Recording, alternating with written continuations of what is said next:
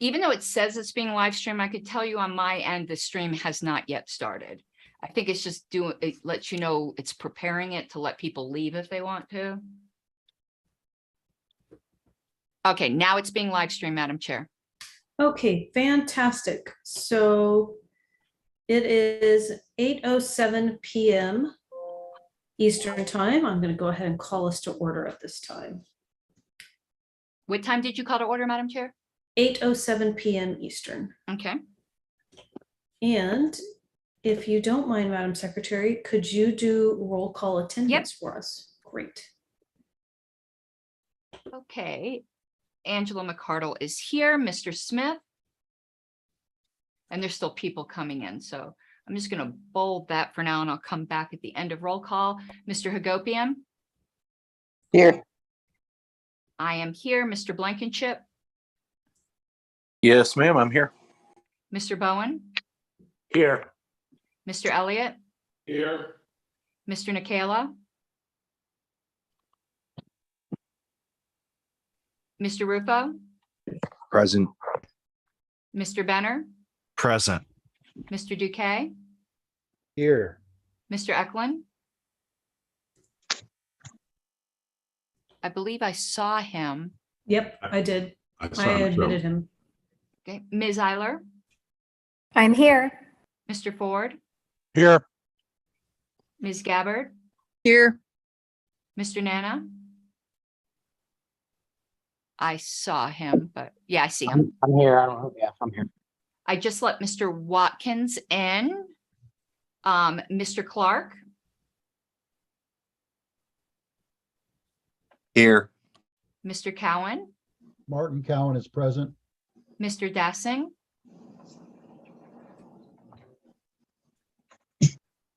Here. Mr. Ford?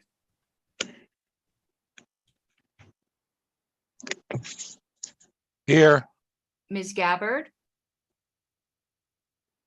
Did I already, how did I skip ahead to Nana? Oh, never mind. Derp. Mr. I got my script. Never mind. No.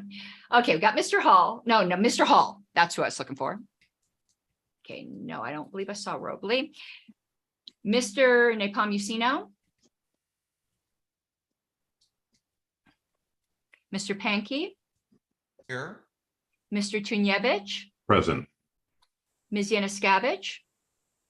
Here. I'm just gonna go, I don't think I saw Mr. Smith or Mr. Nikela come in since I started. I already checked. Oh, Josh. Okay, so who's absent, Madam Chair? Is Mr. Smith, Mr. Nikela? All of the regionals are present. Regional alts not present are Mr. Hall, Mr. Nepomuceno.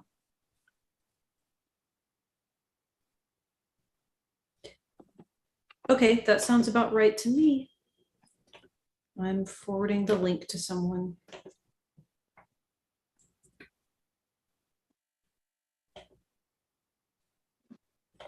Okay, took care of that. Okay, thank you all. Let's go ahead and move to opportunity for public comment. So let's take a look here. I'm going to go by the order that I see the hands raised. Everyone's going to get 2 minutes. And depending on the state of things at the end, we may revisit public comment and allow for 1 minute at the end. Let's admit Frank Martin. Okay, the first person to have their hand raised was Mr. Ken Woolman. Please go right ahead.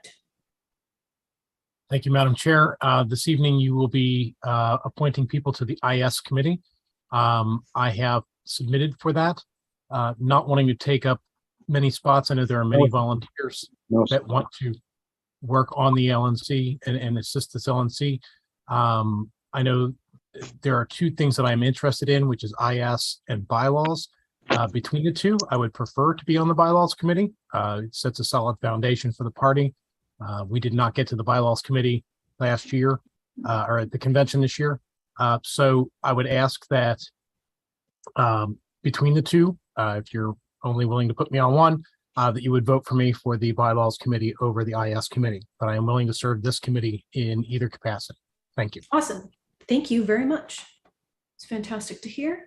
Okay, next up we have Ms. Mimi Robeson. Hi. Thank you for this moment. It will only take a moment, and I want to say congratulations to Madam Chair as well, but that's not my public comment. Anybody that's in or around California, California is going to be having a fundraising event and dinner in Santa Nila on the 24th. Santa Nila is a beautiful place in Central California. We're having it at the Mission de Ora Hotel. And that's a hotel that's owned by Chris Roofer, who I'm sure you all know. I can put the link to the Eventbrite in the chat.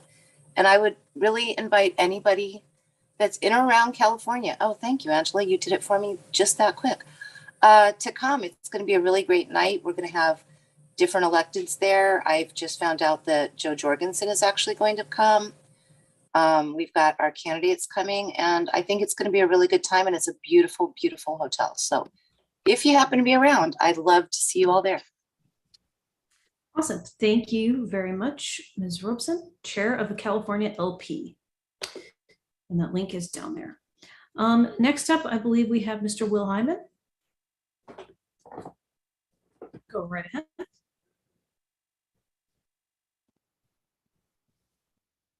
Will, can you hear me? Because I can't hear you. Going once, going twice. Hey, I'm here. I'm sorry. I'm a boomer when it comes to this Zoom stuff on my mobile phone. Can you guys hear me? Yeah, go right ahead. I'm sorry about that. My name is Will Hyman. I'm the chair of the Libertarian Party of West Virginia, and I'm here to speak for the business item on the agenda regarding Mr. Austin Lynch, the Libertarian Party of West Virginia candidate for Senate District 12, State Senate District 12, here in the great state of West by God, Virginia. I saw some of the comments from some of the LNC regarding special circumstances, for contributing to campaigns and candidates. And I completely understand that. I've seen it in the last several years, especially in 2020 with our gubernatorial race with Erica Kalinich.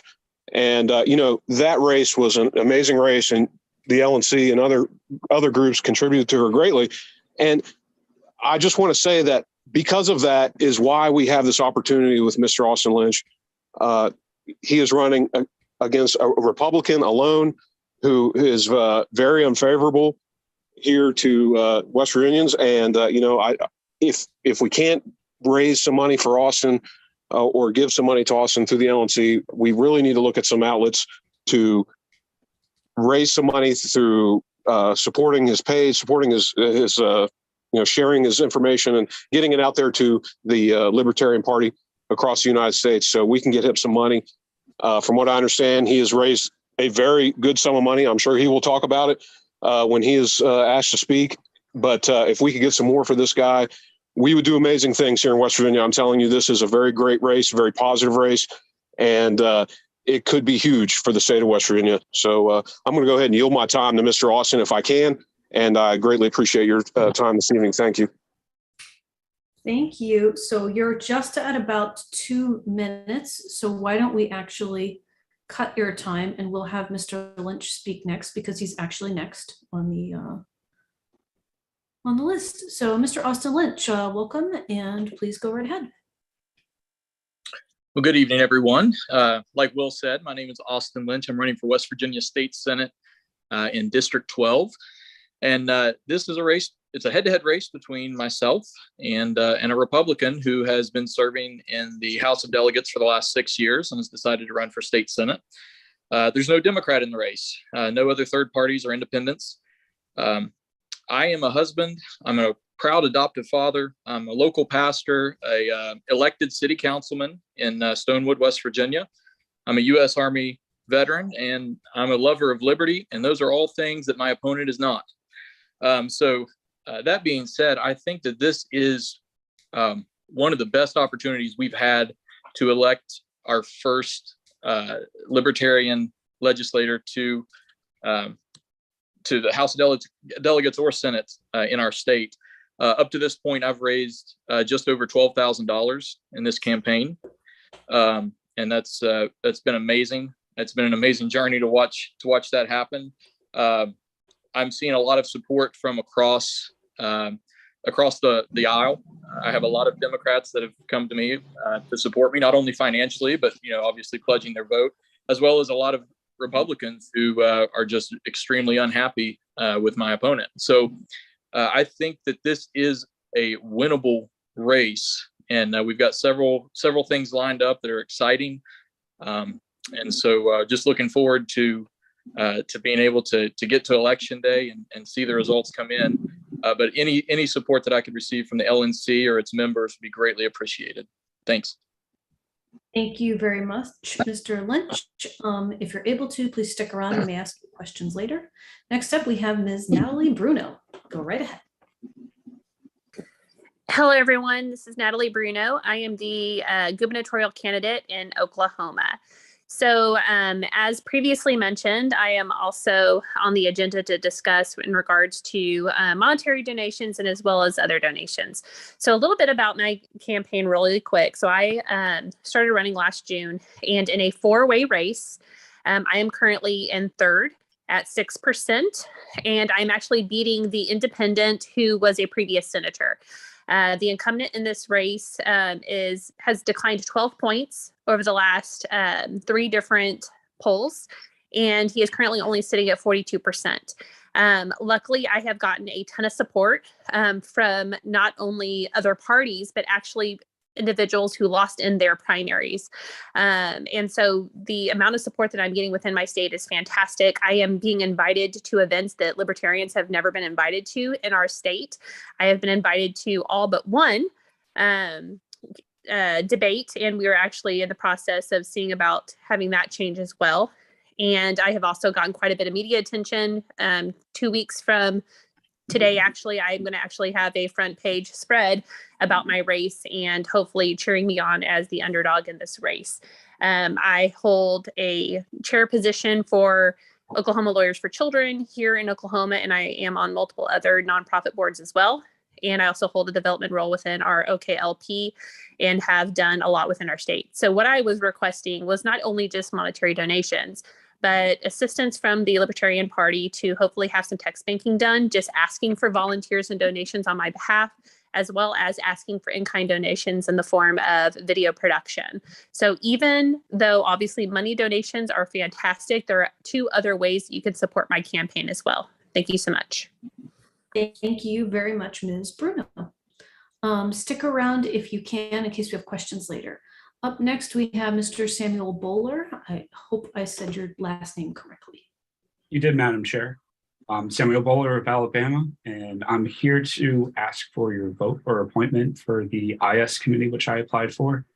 I work currently for the weather company, part of IBM, and I've set up and maintained the infrastructure for weather.com and wonderground.com, which are websites that receive millions of visits a day and billions a month.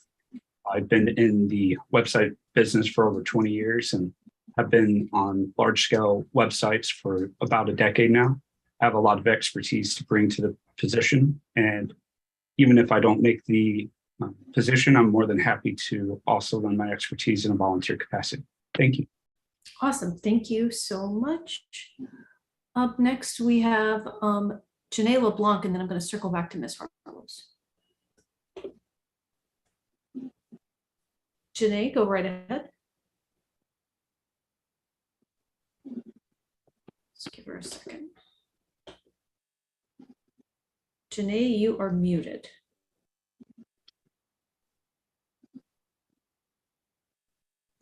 Going once. Oh. Josh, can you mute again? Sorry. Oh, Janae says my audio isn't connecting. Okay, Janae, I'm going to go to Ms. Harlows and then come back to you. Okay, Ms. Harlows, go ahead. Okay, thank you. And as you could tell from that Mr. Smith is here, I didn't see if Mr. Nikela has come in yet. Okay, so I'll mark those both present. But this is more of a housekeeping announcement. If Mr. Smith, Mr. Nikela, Mr. Dassing, and Mr. Pankey can please send me their personal Zoom email addresses as requested on the list.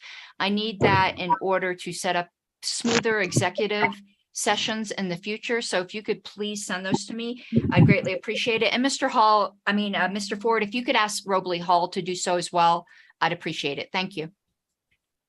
Got it.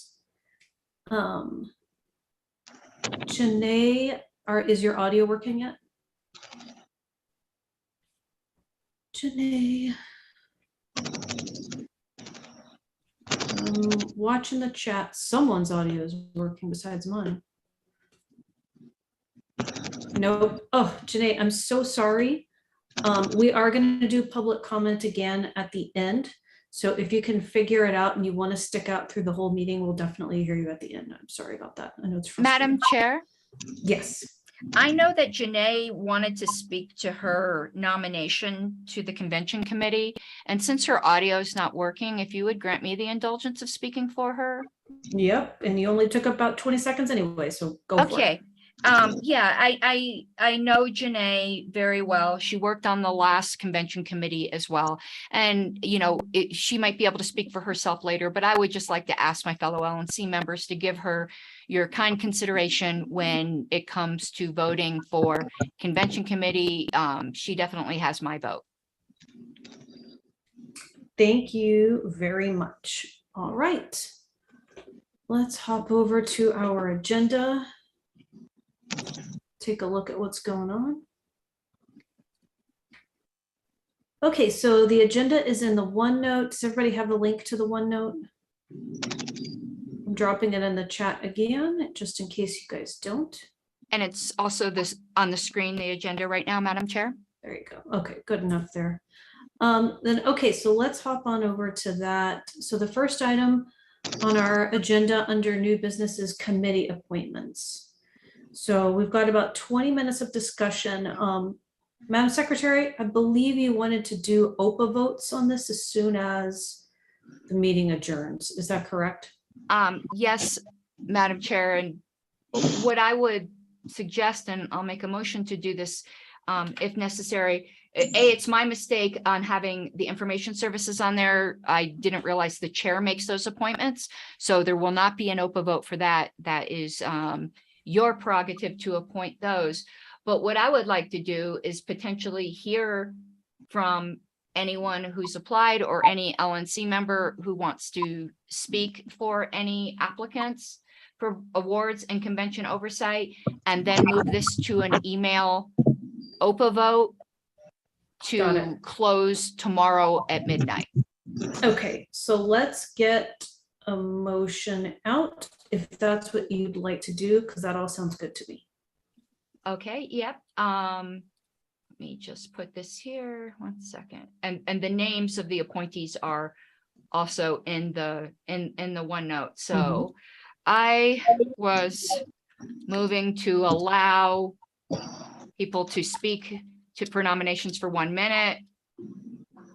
For nominations for 1 minute, after which we proceed to an OPA vote to close tomorrow at midnight Pacific, and no majority needed to elect. I would second that. Second. So approval voting, no majority needed. Second. Yeah. Okay, so it's been moved and seconded. Any discussion? And no objections. Okay. No, Josh. Okay, any discussion at all? Going And once, one going thing twice? to Yes. add, Madam, sorry, this isn't really related to the motion, so I'd ask to be recognized after the motion. Okay, got it. Do we need to do a roll call vote for this motion? I don't believe so, I Madam don't think Chair. so. Okay, hearing no objection, the motion passed. Wait, Dustin, Dustin, Nana, did you have discussion on this? No, I just wanted to speak to a couple of the IS nominees. If I mean, I know we're not voting on them. Oh, okay, so once we get there, you got it. Okay, so hearing no objection, that motion passes. Okay, so now let's figure out what order we're doing things in. And I wanted to bring up that other issue we had, Madam Chair, where we don't have enough LNC members who have volunteered for the awards committee. Mr. Chunyevich has kindly thrown in his name, and I do so nominate him. But we need, unless we're going to amend the policy manual, which we do not have notice for, 2 additional LNC members who desire to serve on awards. Madam Secretary, do you know about what the commitment is, like about when we start meeting, about how often they have to meet? Unfortunately, I don't. It's one committee I've never served on. Mr. Smith may know, as he served on the previous. So here's my suggestion. And if Mr. Smith is available, he can certainly chime in at any moment. I know he's dealing with a small child who's having some troubles right now, so you can go ahead and interrupt me quickly if you need to at any time. But I think we should just hear from people. Let's see what happens organically. We'll fill as many tonight as we can, and if we need to do a policy manual amendment, I'm happy to take care of that on the email list, and we'll just try to knock it out ASAP, like right after this. Does that help, Ms. Harlos? Yes, because we would have the results from awards, and we could Got it. postpone announcing it till the results of that email ballot. And if we don't pass a policy manual amendment, we'll just have a vacancy, an LNC Right. vacancy. And then we can just try to fill it quickly. Yes, ma'am.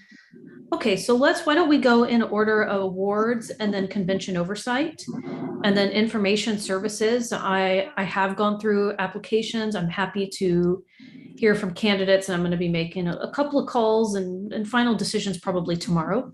So tonight is a great time for those candidates to speak as well. So awards committee, let's get any LNC members who want to speak for other people. Let's get your hands up.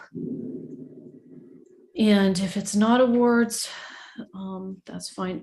Dustin, Anna, did you have anybody to speak about awards? I was or just potentially IS? interested myself, but I need to know the commitment because I'm already on ballot access. Got it. And with these- Okay. So is there anybody on this call at all who has been on the awards committee? And if you have, please raise your hand. I think maybe Mr. Molman, I'm not sure. Your audio is really bad, Nanaconda. I'm kind of far away from my phone. Hold on. Can you hear me now? Yeah. I'm just far away from my phone. I think That's maybe okay. Mr. Molman had, but I'm not positive. Mr. I have Chunyevich previously has his- served. I've previously served. There we go. Thank you. Give us some details. Well, I see that our list of awards, Madam Chair, has expanded by about double the size it was some decades ago. But the general sense of the committee is you set a deadline, you request nominations that go ideally through the state party chairs, so there's some level of local vetting, and then there are hopefully competing nominations. Not all awards need to be given. I mean, if there's not an outstanding example of, say, a libertarian communicator, you might not give an award that year. But in general, I would imagine that the bulk of the work surrounds reviewing the work details, the work in the party details for the various candidates, and coming to consensus on how many awards to give out and to whom. So I would seek, if successful in becoming part of this committee, I would seek to chair it, and we would move things right along. Thank you. Fantastic. About how many meetings do you think this committee needs per month? I think it's no more than one meeting a month, because most of the initial effort is that person gathering, that candidate gathering, if you will. Once that is in hand, then the real work of the committee begins. I'd Got look it. to get an early start on this, Madam Chair. An early start, would that mean starting meetings sooner than later and maybe like before the end of the year? Absolutely, Madam Chair. Got it. Okay, I hope that helps everyone else. So now let's jump down the list. Let's go to Mr. Dustin Nana. I was going to speak towards 2 of the candidates. Excuse me, I'm joking up here. I was going to speak towards 2 of the candidates for IS committee. I think we all know Mr. Molman is. Wait. Can we wait? I'm so sorry to interrupt you. Oh, you're fine. Can we do IS? We just want to go in order by the committee. So we're going to do awards, then COC, then IS. Yep. Go ahead. Okay, thanks. Let's hear from Mr. Watkins.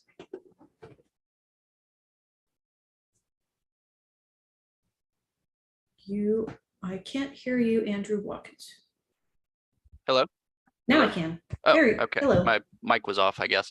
I was just going to put my name forward to volunteer for the awards committee. Fantastic. Thank you so much. Any other comments? No? Okay, does anybody want to speak to any other names on the awards committee? Speak to anyone listed? Dustin, Nana?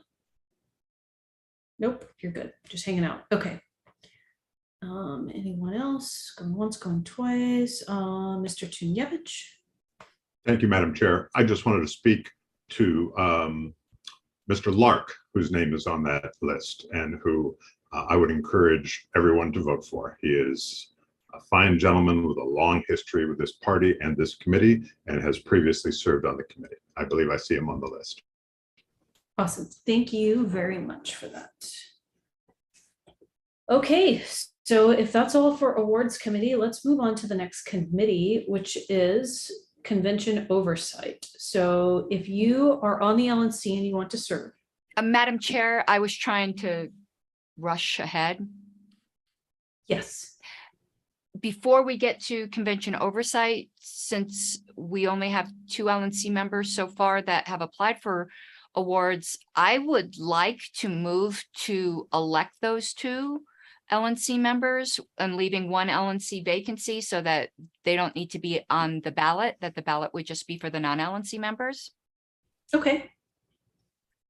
So my motion is to elect Mark Tunyevich and Andrew Watkins to the awards committee. Fantastic. Who seconded? Was that? Seconded. Okay, so we got a couple of seconds. Okay, great. I think we need to probably do a roll call vote for this. Yeah, let me just get this wording down. Yep, whenever you're ready.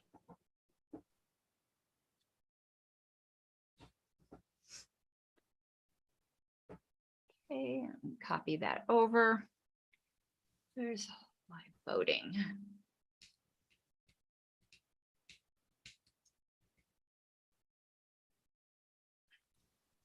Let me get this here.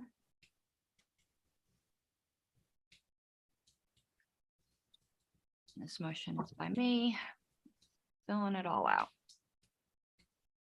Mr. Benner, Yes. Mr. Blankenship, Yes. Mr. Bowen, Yes. Mr. Duque, Yes. Mr. Eklund, Yes. Ms. Eiler, Yes. Mr. Elliott, Yes. Mr. Ford, Yes. Ms. Gabbard, Yes. Mr. Hagopian. Yes. I will vote yes. Mr. Nana, Yes. Mr. Nikela, Yes. Mr. Rufo, Yes. Mr. Smith, Yes. Mr. Watkins. Abstain. Madam Chair, it's 15-0-1. Fantastic, the motion passes. All right.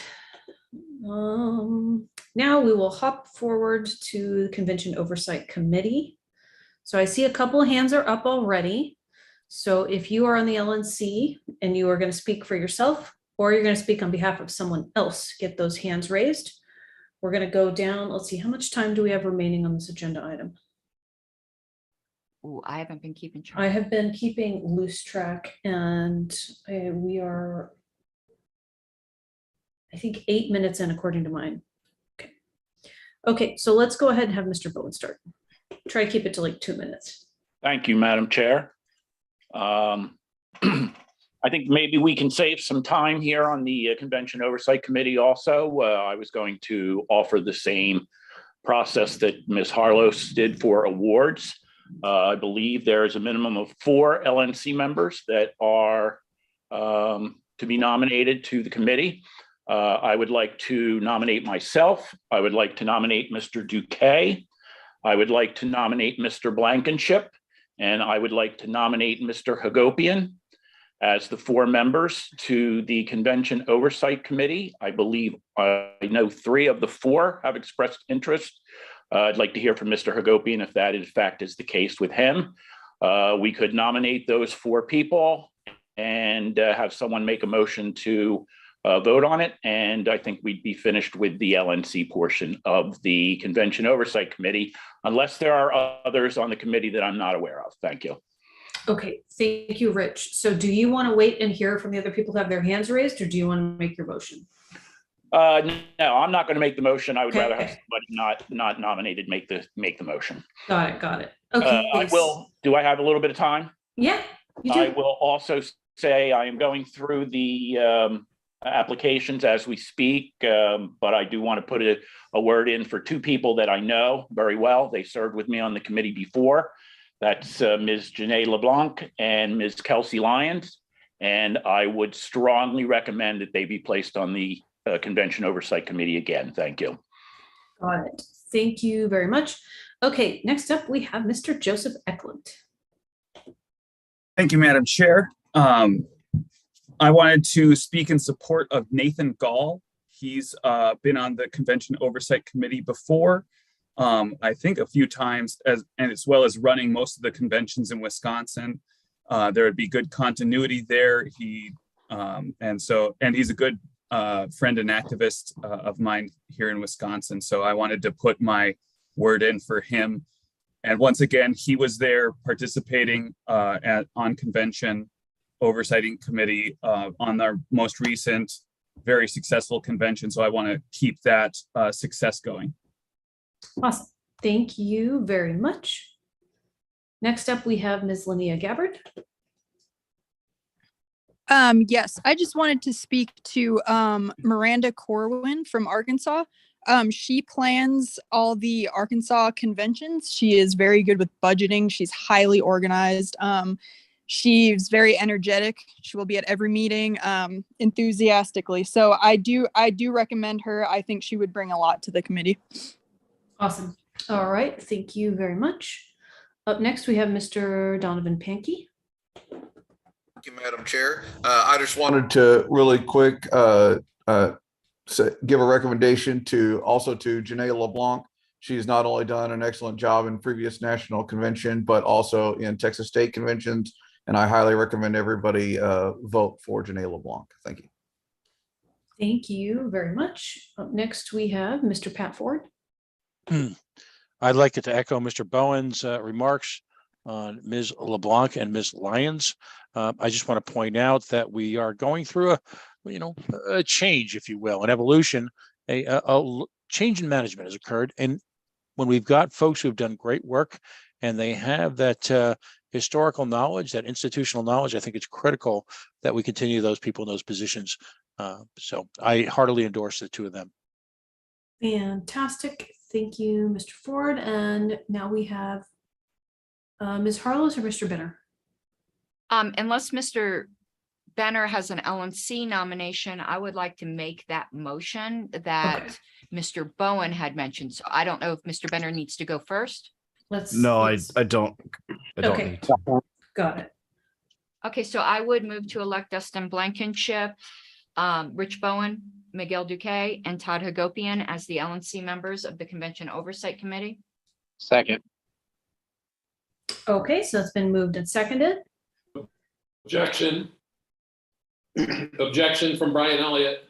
Okay. We have not heard from Mr. Gopian about his interest in this position. He said so on the LNC list, Mr. Elliott. Okay. What was it? Objection over withdrawn. Thank you. Oh, it was in the chat. Okay, thank you. That was a good catch, actually, because Oh, he said it earlier in the week. He thought he applied and there was an error in the form and he was going to reapply, but I think he got busy, but he did indicate interest on the list. Okay, I missed that. Thank you. Objection withdrawn. Got it. Okay. Any further discussion on this motion? Going once, going twice, and we're going to a roll call vote. Madam Secretary, whenever you're ready, let's get that going. Mr. Benner, Yes. Mr. Blankenship, I enthusiastically abstain. Mr. Bowen, I also abstain. Thank you. Mr. Duque, I'll abstain too. Thanks. Mr. Eklund, Yes. I think I spelled your name wrong. It's UND, isn't it? Sorry about that. UND, yes. I'm sorry about that. Ms. Eiler, Yes. Mr. Elliott. Mr. Elliott with two T's says yes. Oh my God, I'll correct that on all the sheets. I know names are important. I apologies. It's fine. Mr. Ford.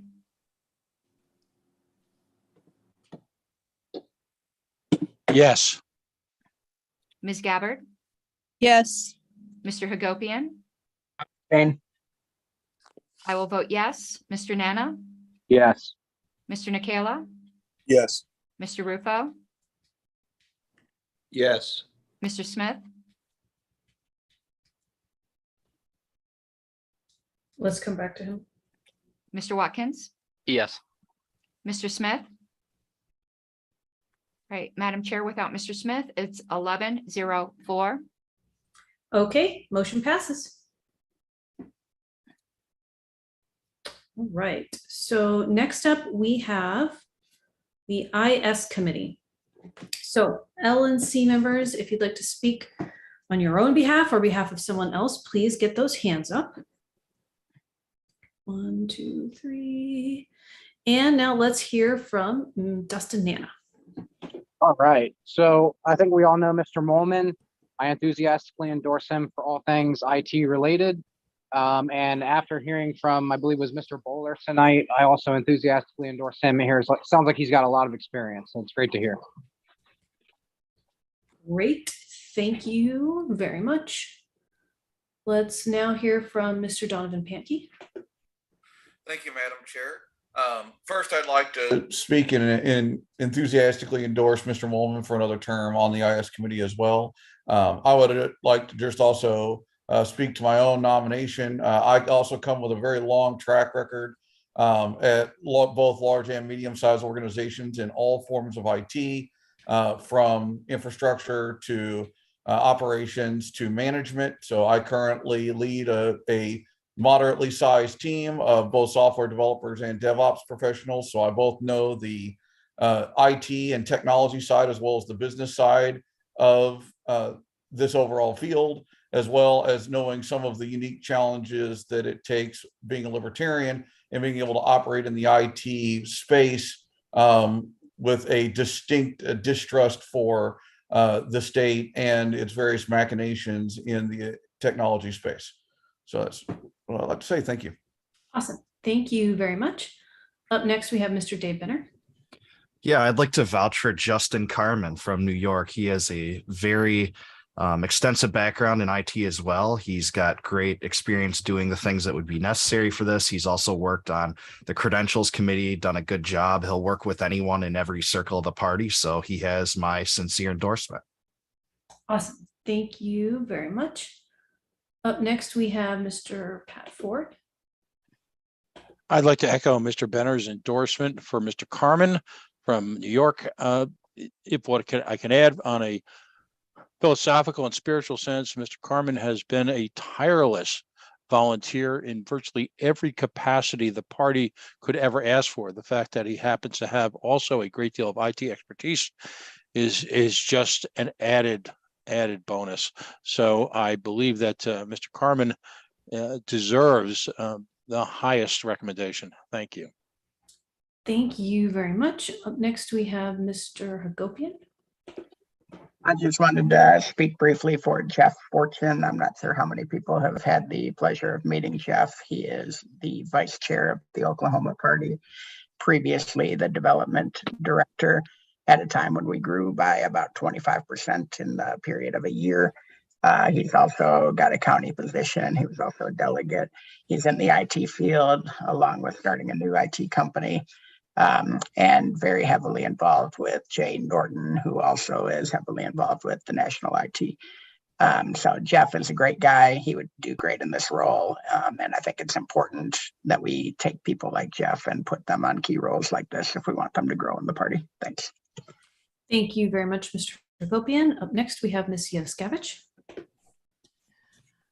I would like to speak to Eric Fowler of Arizona for the IT committee. Eric he has 30 years of experience in software development. He's automated workflows and data manipulation programs.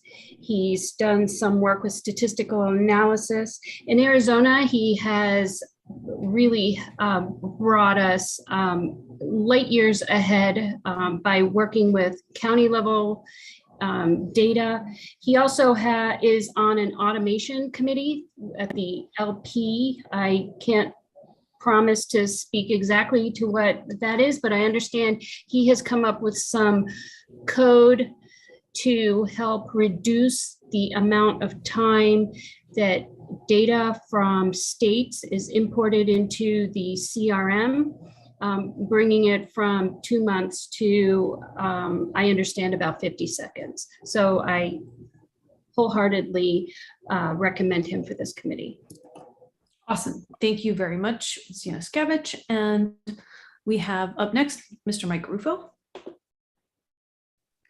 So I just want to add to what Dave and Pat said about Justin Carmen. I wanted to actually come on and endorse him myself first, but then those two beat me to it. But Justin, having worked with him up in the Northeast while I was there in the Northeast, his work ethic is top notch, and combining that with his IT skills, I think there's nobody better for the spot. So Awesome. Okay, thank you very much. So I will say I have way more qualified, like highly qualified people for the IS committee than I'm going to be able to put on the committee. I'm going to talk to Ken Molman and a couple of other people about where else we need IT support, because I don't want all of you guys to slip through the cracks just because I can't fit you all on a committee.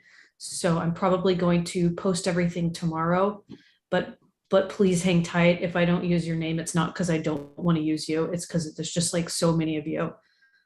It's a good problem to have. And so we might as well utilize your talents in some other very similar fashion. So thank you all for applying. It's actually like a really good thing that we have so many of you guys who are great. Madam Chair, if I could, there is certainly room on affiliate support for someone with a strong IT background. So I would just throw that out there, that it's a critical need. Thank you. Okay, you got it. Madam Chair, even though it wouldn't be a committee position, the Historical Preservation Committee, which does a lot of work on LP, I know it doesn't necessarily take the really big brain like tech stuff, but a lot of tech people really enjoy doing wiki type stuff. So we, of course, would always welcome their assistance. Okay, great. So those are two good things to know: affiliate support and LPedia. Make a note real quick. Okay, so I think that concludes that agenda item. And up next, the next item is discuss timeline for bylaws appointments. Ms. Harlows? Okay, that's me. And just so you know, I'll be hitting the shoot out the vote thing on the OPA vote when we're in a lull in these meetings. A timeline for bylaws appointments. We need to appoint these before May of next year, but honestly, bylaws didn't get heard last convention. And the events of the past couple of years have shown holes in a lot of state bylaws, but they've also shown holes in the national bylaws. So I'd like to give the bylaws committee enough time to really work and sell whatever changes they want to the membership, to have plenty of time to do that. So I would like us to appoint our bylaws committee at our November meeting, which means we would start soliciting applications the beginning of October. And I don't think we need a motion to this. The chair just needs to direct the secretary to do that if it seems like that's what everybody wants. And it's all 10 members are appointed by the LNC. We're not waiting on any states. Got it. Okay. Send out bylaws applications early October. Okay, that sounds good to me. I'm just taking a note. Okay, I'll work with you with that application, Madam Chair. Fantastic. Okay, next item up is Libertarian Party of Alabama polling. And that is my agenda item. So let's pull this up. Dave Benner, if you could help me out with this a little bit, because I know you've also spoken with Gavin Goodman, the chair of the Alabama LP, and he is in a meeting tonight, so he was not able to make the call. Have you Mr. Benner, Yeah. you've been in contact with him about this, right? Yeah, I've been in contact with him about it. I actually haven't seen the final poll, but what I do know is that Gavin down there is running a great ship that's really challenging the duopoly in major ways, that is really rattling their establishment. And they initially went through a polling procedure and came up with another one that they did to just show the results of what they're getting on the ground there from some of their candidates. And many of their candidates, including their gubernatorial candidate, are running in races that the incumbent or one party is not running against them. So I'm very supportive of their ask here. And I'm very impressed what Gavin's done. It's a well-oiled machine that should be emulated in every circle of the party in every state. So let's talk a little bit about what ballot access looks like in Alabama. They have a record number of candidates running, and they met the signature requirements to get everyone on the ballot already. Do we know what the vote total percentages are for ballot access? I do not, I'm sorry. Okay. So what we really need, is there anybody from Alabama on this evening's call? Oh, Sam raised your hand. Sam, you're in Alabama? I am from Alabama, yes. Okay, can you tell us how does it work to get ballot access? Yep, for ballot access, I believe we ended up needing something, it's like in the 50 to 70,000 signature range. And so we were able to get the ballot access. We have 60 or so candidates. And so to maintain ballot access, we have to achieve at least 20% in one of the statewide races. Okay, and do you know if anyone in any other types of polls is polling high right now? I'm not familiar with poll data. Okay. So what I know, everyone, is that Alabama wants to be able to maintain ballot access, obviously, for their state candidates and presidential, and that they did a tremendous amount of work to meet their signature requirement, and that they have a handful of candidates who are polling very high, and they have pulled a record number of endorsements or soft endorsements from multiple organizations and independents, and that it's like looking really good, and that they have a lot of Democrats who are supporting some of their candidates. So there's been a real political shakeup in Alabama. Now, what they're asking for is financial support to do this polling. And if you take a look in the OneNote, you can see, and I've been kind of going back and forth with Gavin about this, and he's had some people in the party help with it as well. So this is sort of the breakdown, is that the primary voter markets are for Birmingham and for Huntsville. These are obviously two big communities in Alabama. And then they have secondary voter markets in these different areas. And these are the proposed sample sizes for the polls.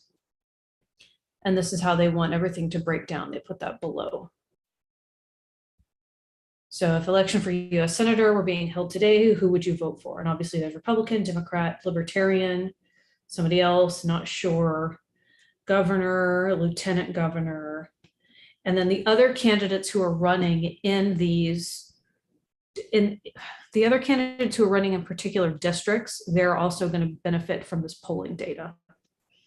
So the situation is that they're asking for some money to support this from ballot access, and it would be probably around $6,000 to get the polls out. And before I make that motion, does anybody have any questions? Like anybody who's on ballot access too, please ask away. Dustin, yeah, yes. I'm looking at the proposed methodology here. My only, I don't see a breakdown of, I assume it will be relatively, what's the word I'm looking for here?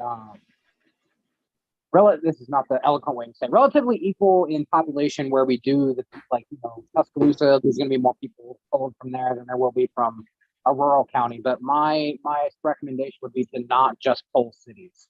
I don't think you're going to get good poll results if you're just polling cities.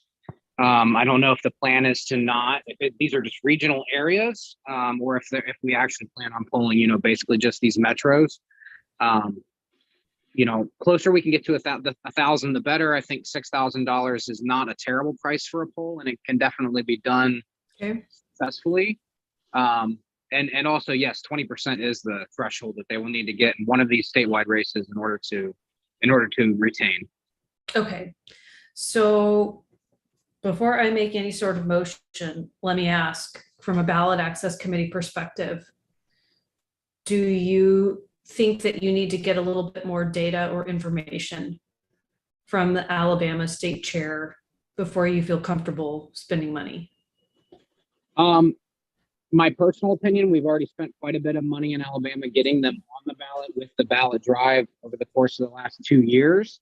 $6,000 is not a ton of money, so I'm not too upset about it. I don't know where we want to pull the money from. Obviously, I will always guard ballot access money like a hawk, so I would rather it come from candidate support than ballot access if we pull it from somewhere. But I mean, more information is better. I would like to see more fleshed out methodology personally. I don't know that it's going to make me vote no on the motion tonight if it comes up, but I do think we need a little bit more information on the methodology. Okay. Pat Ford? As chair of affiliate support, I want to see every affiliate thrive. On the other hand, we have a pool of resources and they need to be spread equally. We did invest a ton of money into Alabama's ballot access, and that's something I think it was money well spent. I think at the very least in these situations, though, we should be talking about some type of match. If in fact they're able to raise private contributions, perhaps something along the line of a dollar for dollar match, I'm willing to let the board discuss that and come up with ideas. But we have so many needs in so many places and there are so many great candidates. I think we need to figure out ways to spread the pool of resources that we have more equally. And that's certainly not a shot at the people in Alabama because they've done a wonderful job. But, we've got needs everywhere. I think we all know that it's a little bit of, actually a whole lot of whack-a-mole going on right now. And I can point to 4 situations in the Northeast that could use money. So I'd like to take a little bit of a step back from this and come up with a more measured approach. Got it. Thank you. Okay, Mr. Hagopian? Yes, can you tell me how much was spent on Alabama over the last 2 years, Mr. Nana?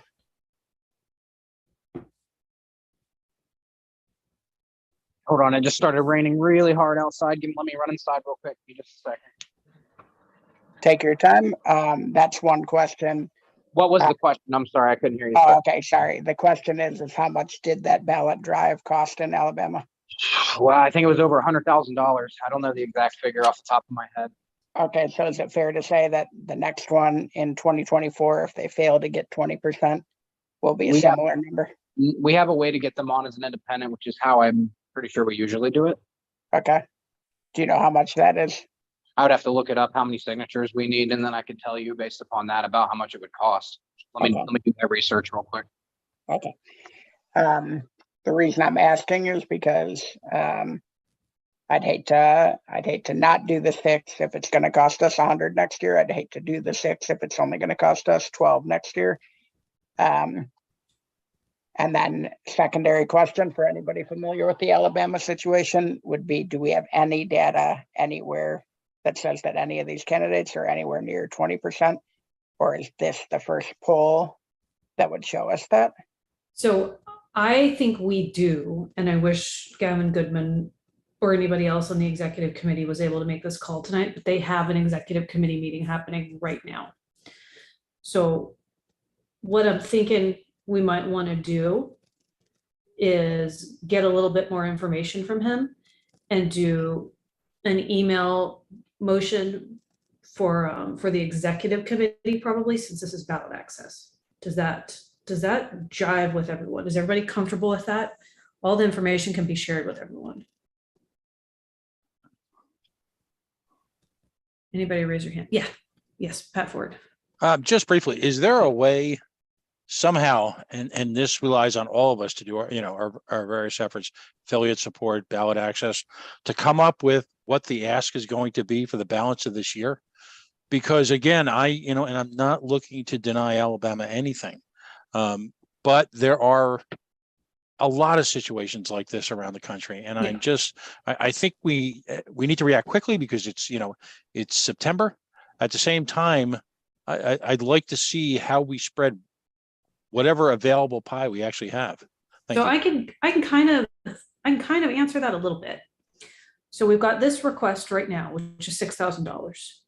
And then we've got three other candidate requests. One is like 4,000, one is about 3,000. I think one is 2,500. Primaries are early November. I think this is it. I don't think that we're going to get many more asks. And if we do, I mean, that's a little bit late. Dustin Nana. So an independent candidate in Alabama is 5,000 signatures. So I think Mr. Hagopian pretty much nailed it when he guessed it would cost us about 12,000 next year. Okay. Maybe a little bit more. Okay. And yes, go right ahead, Mr. Hagopian.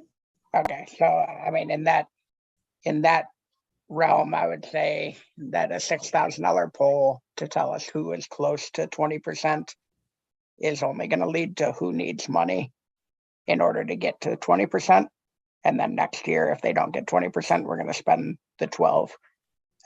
So my argument here would be is that that's probably not a worthy $6,000. So in response to that, Gavin Goodman is texting and he says that he can be on the call in about 15 minutes. I think maybe what we should do is we should not make a motion on this tonight. We should hear from Gavin Goodman during public comment at the end of the meeting, which is going to be frustrating. And then maybe make a motion on the list. And if it passes, great. And if it dies, it dies. Ms. Hartlos.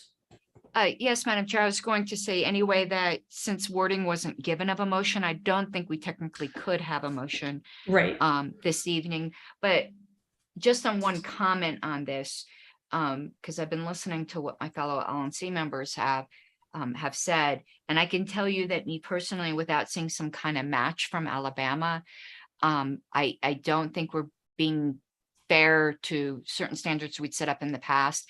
And these sorts of things, the LNC is not equipped to be funding campaigns and candidates.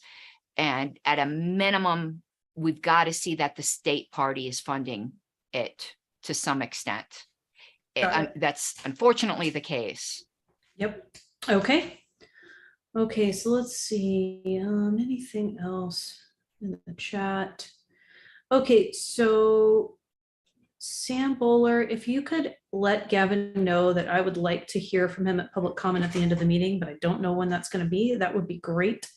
And then I think what we're going to do is we're going to move on to the next agenda item.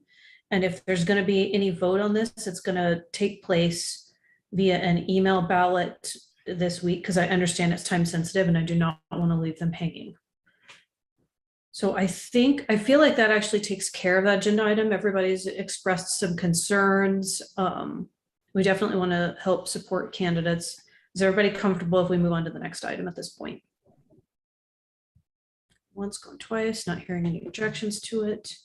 Okay, so the next item on our agenda is, as I jump to it, policy manual amendment, candidate support committee by me. All right, so hold on one moment while I pull that up. And I put the language in markup There it is. with blue Great. and red in the live notes that are on the screen. Okay. So they could see what changed. Okay, so candidate support committee, you just got populated recently.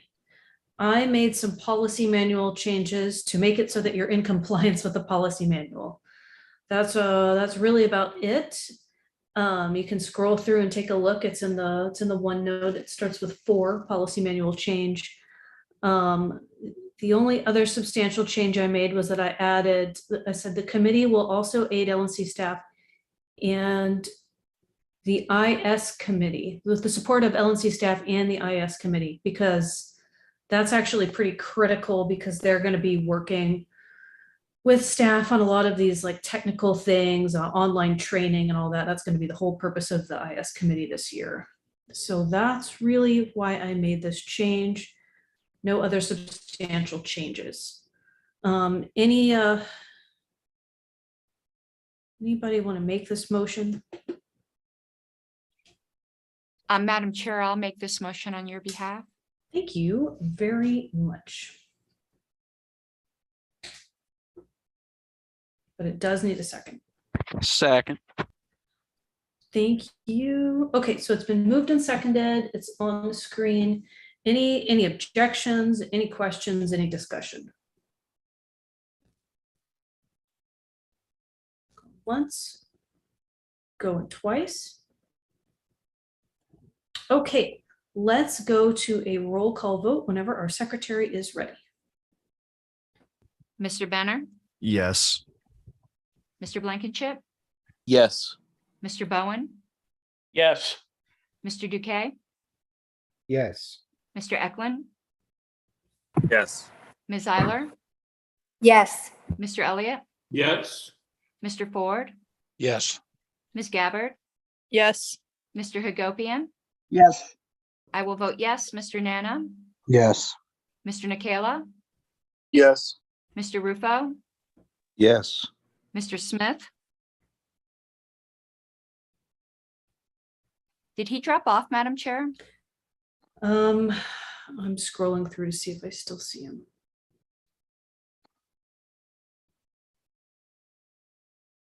Possibly. See him. You see him, Mr. Chinyevich? No, that was a no. I don't Oh. see. Okay, Mr. Watkins. Yes. All right, Madam Chair, it's 15-0-0. Okay, the motion passes. Thank you, everyone. Let's go to the next item on our agenda. That is policy manual amendment affiliation brought by our secretary, Ms. Harlos. Okay, one moment. Let me pull up the live notes here. Yep. This had been on a previous agenda, but it didn't get heard, and I've actually changed it a little since then after talking with some people. But what the motion is currently in our standing rules, we adopt an affiliate petition form. I'm moving to strike that from the standing rules and retain that language, moving it up to special rules of order, but adding additional language. So there'd be a new section under other special approval matters in our special rules of order entitled section number 3, affiliate petitions. Organizations which wish to become state level affiliate parties shall apply for such status on the petition form in the appendix.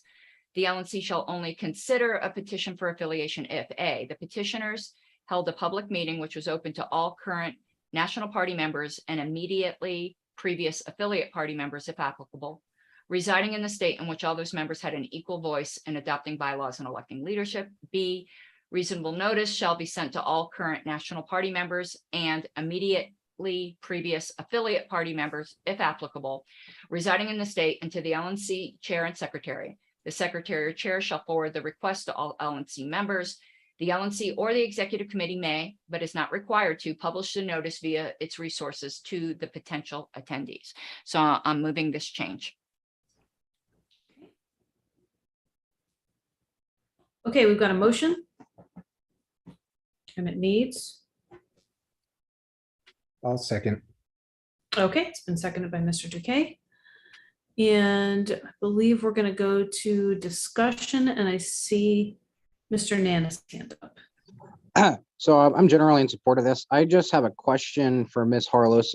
What do you mean by immediately previous? I might feel comfortable if we define it with a time frame, but maybe you can put my mind at ease. Certainly, and I'm open to amendment, and I realize I didn't speak to my motion too. So if I may answer your question in speaking to my amendment. Obviously, you know, we know that one way or another, we're going to be unless somebody is going to be suing to keep the New Mexico affiliate, we're going to be reaffiliating in New Mexico, and there's already people interested. The people that are interested have, such as the previous petition, which was withdrawn, I believe they all acted in good faith. However, it was small groups of people that got together and, you know, took it upon themselves in a very ambitious way, and I mean this very complimentary, to write up bylaws and elect temporary leadership. I don't want any new affiliate to start off on a bad foot where the members of the state feel like some closed group got together and like just made an affiliate. If we're going to start a new affiliate, it should be something that has an open meeting with reasonable notice that reasonably everyone who's interested can attend. And I say this no matter who the group is. This has nothing to do with caucus, because I'm telling you, I'd be just as opposed to some little closed meeting if it was Mises Caucus, which I obviously am a member of. So this is to make it fair to everybody so that we start off new affiliates on good ground without, I can't say without controversy because we're libertarians. There's going to be controversy, but with as little controversy as possible. So to answer it's not Samuel, excuse me, I was looking at your picture.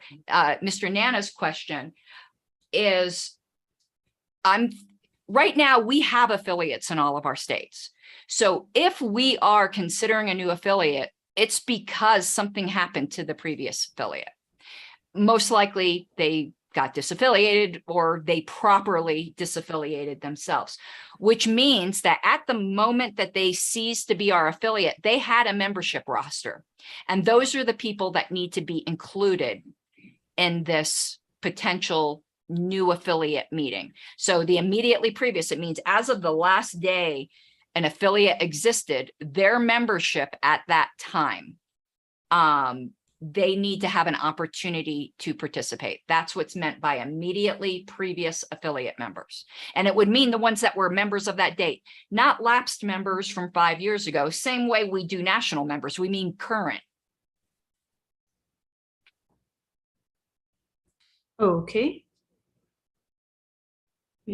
Ms. Harless, are you there? Did you? Oh freeze? yeah, Oh, I've done speaking and I Gotcha. don't know if that satisfied Mr. Nana's question. Okay. So right now I see a lot of hands raised, but we are just going to be calling on LNC members. I am going to call on our parliamentarian, Mr. Brown. Thank you, Madam Chair. Actually, I agree with Ms. Harlows. I would define that term immediately preceding or immediately previous members to be analogous to a term we're all accustomed to in many organizations that make reference to the immediate past president. And that would be those people who were the most immediate preceding members, not reaching back months or years, but the very most recent ones. I think it's a very close analogy, and I think she explained it very well.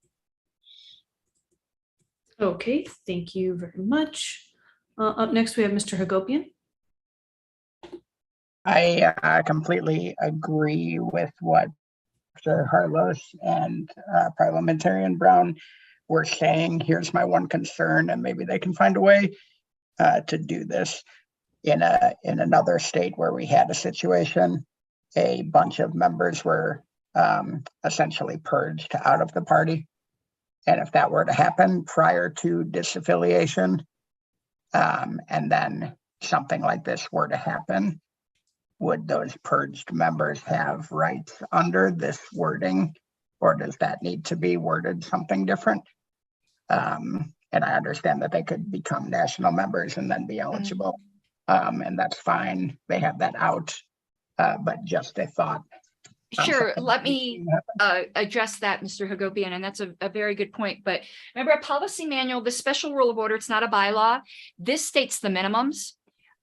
If we as an LNC understand something that's kind of a unique situation, and I'm not saying this to raise alarm bells, and I'm certainly not saying it to suggest we do something crazy, but when it comes to affiliation, there's no interfering with the autonomy type thing. We have every right as an LNC to say, for instance, you've submitted bylaws we think are horribly deficient. We're going to vote down your petition for affiliation. So if there was a circumstance where there was a mass purge and those people were not allowed to participate, these are the minimums. We could always say for any particular affiliate, when we know people are organizing, listen, this is a factor we're going to consider.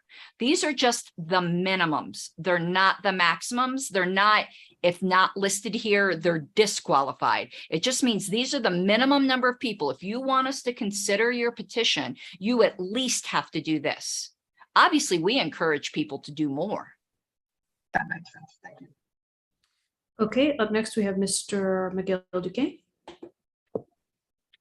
Thank you, Madam Chair. I'd also like to thank Ms. Harlos for putting this amendment together. I am in general very much in support of this policy manual change.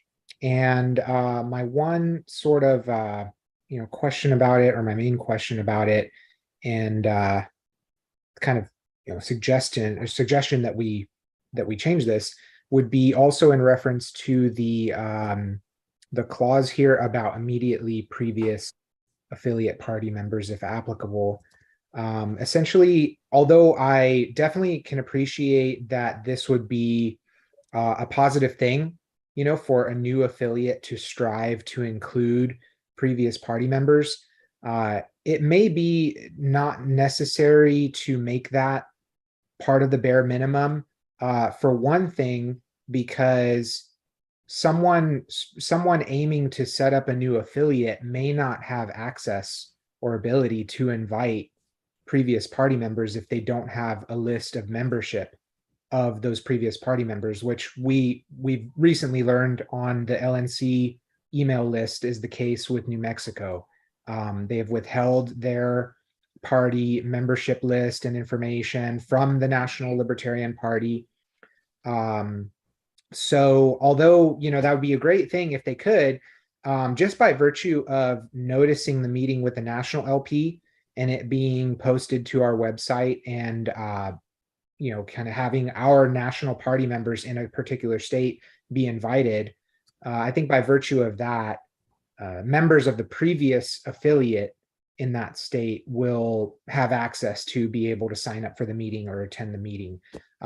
There may be I might be slightly concerned for the sake of a new affiliate who's starting up, if they have particular people trying to get involved who are simultaneously still involved with an old party that's still active and now in competition with the Libertarian Party. So I think it would be ideally left to the discretion of a new state affiliate how they handle that. If they have people trying to get involved in their party that are still in competition with the LP. So I think it probably makes sense, in my opinion, to strike this from the proposed change. So I'd like to move, if it's in order, to amend this motion to strike that clause. Thank you. Can you be a bit more specific, Miguel? Because I'm not understanding.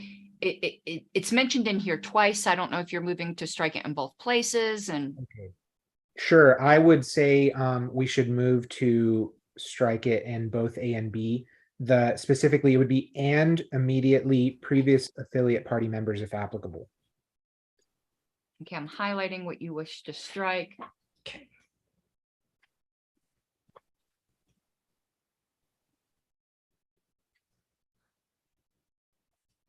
I'll second your amendment.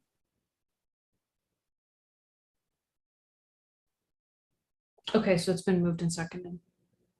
Okay, any discussion on the amendment? I'm gonna tell you guys, I see Pat Ford has his hand raised, and we are really out of time on this agenda item. I'm gonna not, be that tyrannical about it. Let's hear from Mr. Ford, and then let's try to move to a vote since we're out of time, unless someone wants to move to extend. Let's move to a vote. Thank you. Okay. Okay, any objections to the amendment? Going once, going twice. Okay, so we're voting just on the amendment right now. Madam Secretary, do we need to do a roll call vote on an amendment? No, we will I on didn't the think final so. version. Okay, great. Any objection to the amendment last time? And hearing no objection, the amendment is adopted. So now we're going to go to a vote on the main motion as Okay, amended. let me just take out this from the ballot.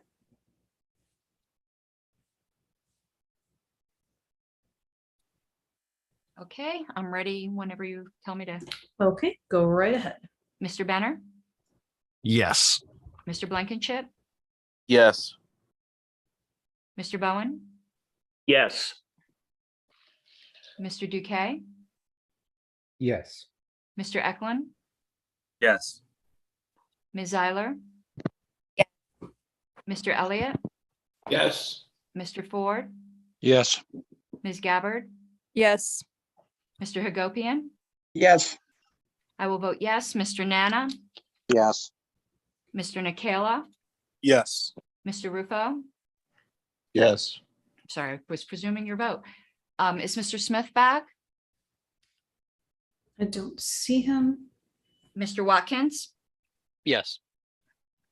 Okay, Madam Chair, it's 15-0-0. Okay, the motion passes.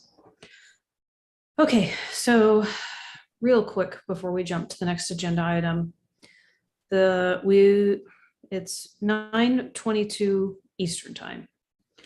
We've got a 15-minute, a 30-minute, and a 15-minute. I hope that adoption of goals doesn't take 30 minutes, but it is what it is. And then we've got an executive session with 45 minutes on.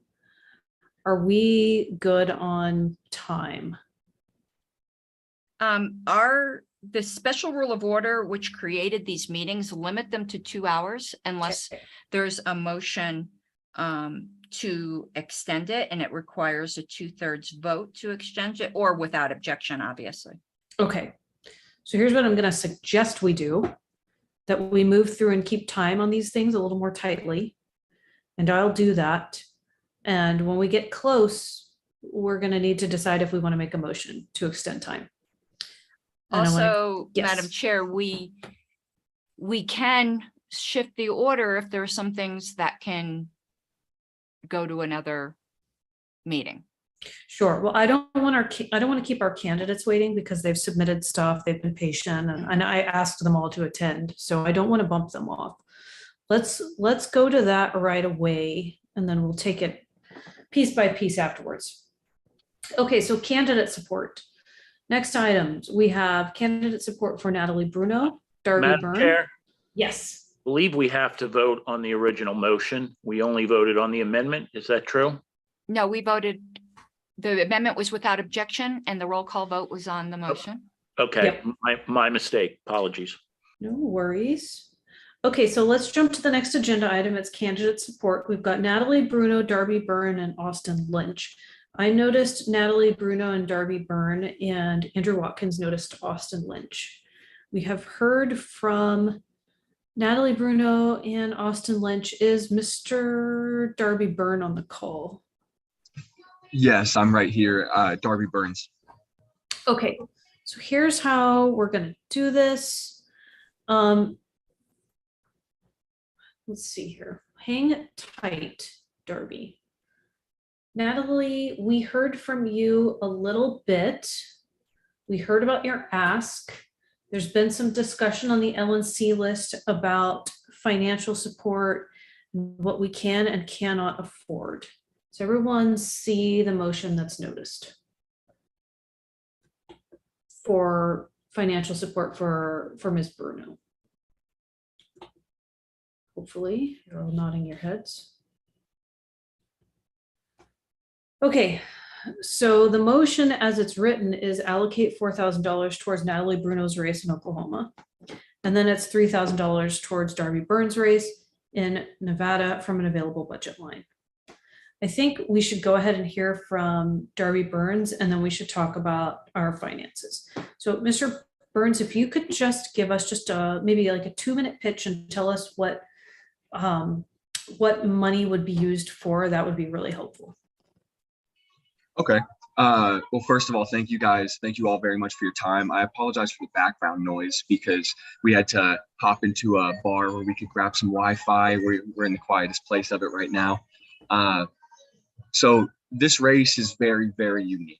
It was brought to my attention from people who were just on the internet discussing amongst themselves the results of the Princeton gerrymandering project, which showed that this race, District 4 State Assembly in Nevada, is the most competitive race for any third-party candidate in the country for a state-level legislative position, because it is a highly contended swing district that pops back and forth between the Democrat nominee and the Republican nominee almost every time. But the Democratic Party didn't nominate anybody this time.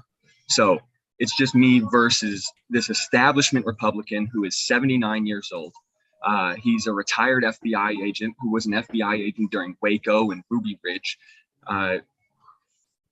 We have currently been going out and setting up signs in the district and going to events, just trying to reach out, talk to people around the district and around town.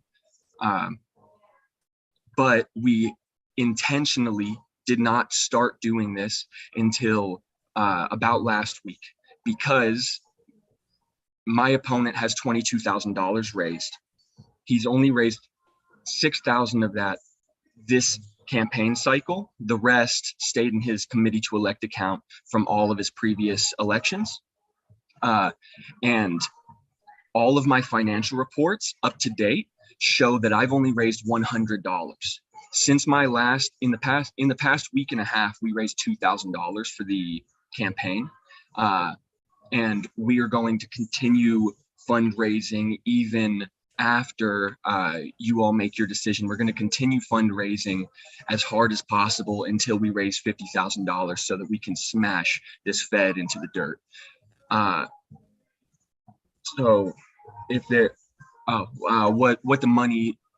what I intend to use the money for is social media marketing and mailers, door knocking initiatives, getting people to do phone banking, anything that we can to reach out to people, get the name recognition, make the Democratic voters in the district understand that they aren't only voting against the Republican when they're voting for me. They are voting in their best interest because I represent them much more than this guy who they do not want in office. This guy is very heavily and vocally against cannabis legalization, very heavily against, he's very pro deportation and against immigration. He's the most vocal member of the state assembly supporting English language legislature. He wants to make even Okay, my bad. Okay, you're good. I appreciate it. We're just a little bit short on time. Yes, thank you very much. Thank you all. But that helps us a lot. Stick around. Thank you. Okay, so we've heard from Mr. Darby Burns. Why don't we hear, okay, we've heard from Mr. Burns, we've heard from Natalie Bruno, we've heard from Austin Lynch. So here's the situation. We have a motion that's noticed. We're concerned about funds. We have a little bit left over from the Bitcoin candidate support fundraiser. Mr. Hagopian, do you want to let everybody know what we have left from that? Sure. So I believe that we have around $1,200 left from that if we count the $9,000 that we gave recently away from those dollars. Got it. Okay. So we've got 1,200 left from that. I don't know how much we have wiggle room for in candidate support. Any further financial information or tidbits you'd want to share? Other than we have plenty in the budget, but as I've said before, the budget doesn't reflect reality because the revenue is not coming in how the budget was produced. So the budget essentially is gone. Yeah. Got it. Okay, so we've got a motion that's noticed, but I want to know what everybody's comfortable with. Because I'll tell you that I'm comfortable spending up to $1,500 for sure. Dustin, Nana. I think we really got to stop setting this precedent. I mean, I understand these candidates are working very hard, and I thank them for their hard work. But it needs to be incumbent upon state parties to fund their state and local candidates. We cannot get into the business of funding state and local candidates all over the country. There's 20 candidates in every state, let's say, and times 50, that's 1,000 candidates. You can see how this would easily add up, and we would never be able to fund them all. And people are other people that we don't fund are gonna feel left out, and it's just, we're gonna quickly run out of money here. So I'm uncomfortable sending much more money at all to anybody at this point until we see an increase in revenue. Thank you, Mr. Hagopian. Yeah, I agree. And I said on the list, I think the candidates should be required to do a few things prior to asking for money. One, show that they can raise money on their own, whether that's on their own or through the state party. Two, show that it's an actual winnable race. Sorry. So either polling data or reason to believe that you can win, not just place high. And then three, have a legitimate plan for exactly how the dollars are being spent. So I think that needs to be the threshold at a minimum. Okay, thank you. Up next we have, okay, Ms. Harless, at what point did you raise your hand? Sorry. After Mr. Hagopian. Okay, go right ahead then. Okay, I'm the one who raised on the list the issue that state parties need to be, this is their wheelhouse, but something else that got raised tonight kind of not made me reevaluate that position. I still have that position, but the thing with the Bitcoin candidate fundraiser, I know in the past meeting, we had allocated funds out of candidate support, but I personally didn't think it was coming out of necessarily money raised from the Bitcoin fundraiser. That could have been my mistake. I don't think people in the party who gave to that anticipated it would be used for lawsuits. And I completely forgot about that. So now it's kind of giving me a little bit of pause that members did donate the amount there that I think they thought was going to directly go to support candidates. So I just wanted to throw that out there because I know if I were a member giving to that, I know it ultimately comes down to the discretion of the LNC. They know they elected an LNC, blah, blah, blah. I've never really found those kinds of arguments particularly convincing. And I know if I were a member donating to that, a significant amount, I gave a small amount, that it would go to fund lawsuits that more impact ballot access than candidate support, in my opinion. Gotcha. Thank you, Ms. Harlows. Okay, we're at 8 minutes and we got 15 minutes left. So just be mindful, everyone. We'll go next to Mr. Ford.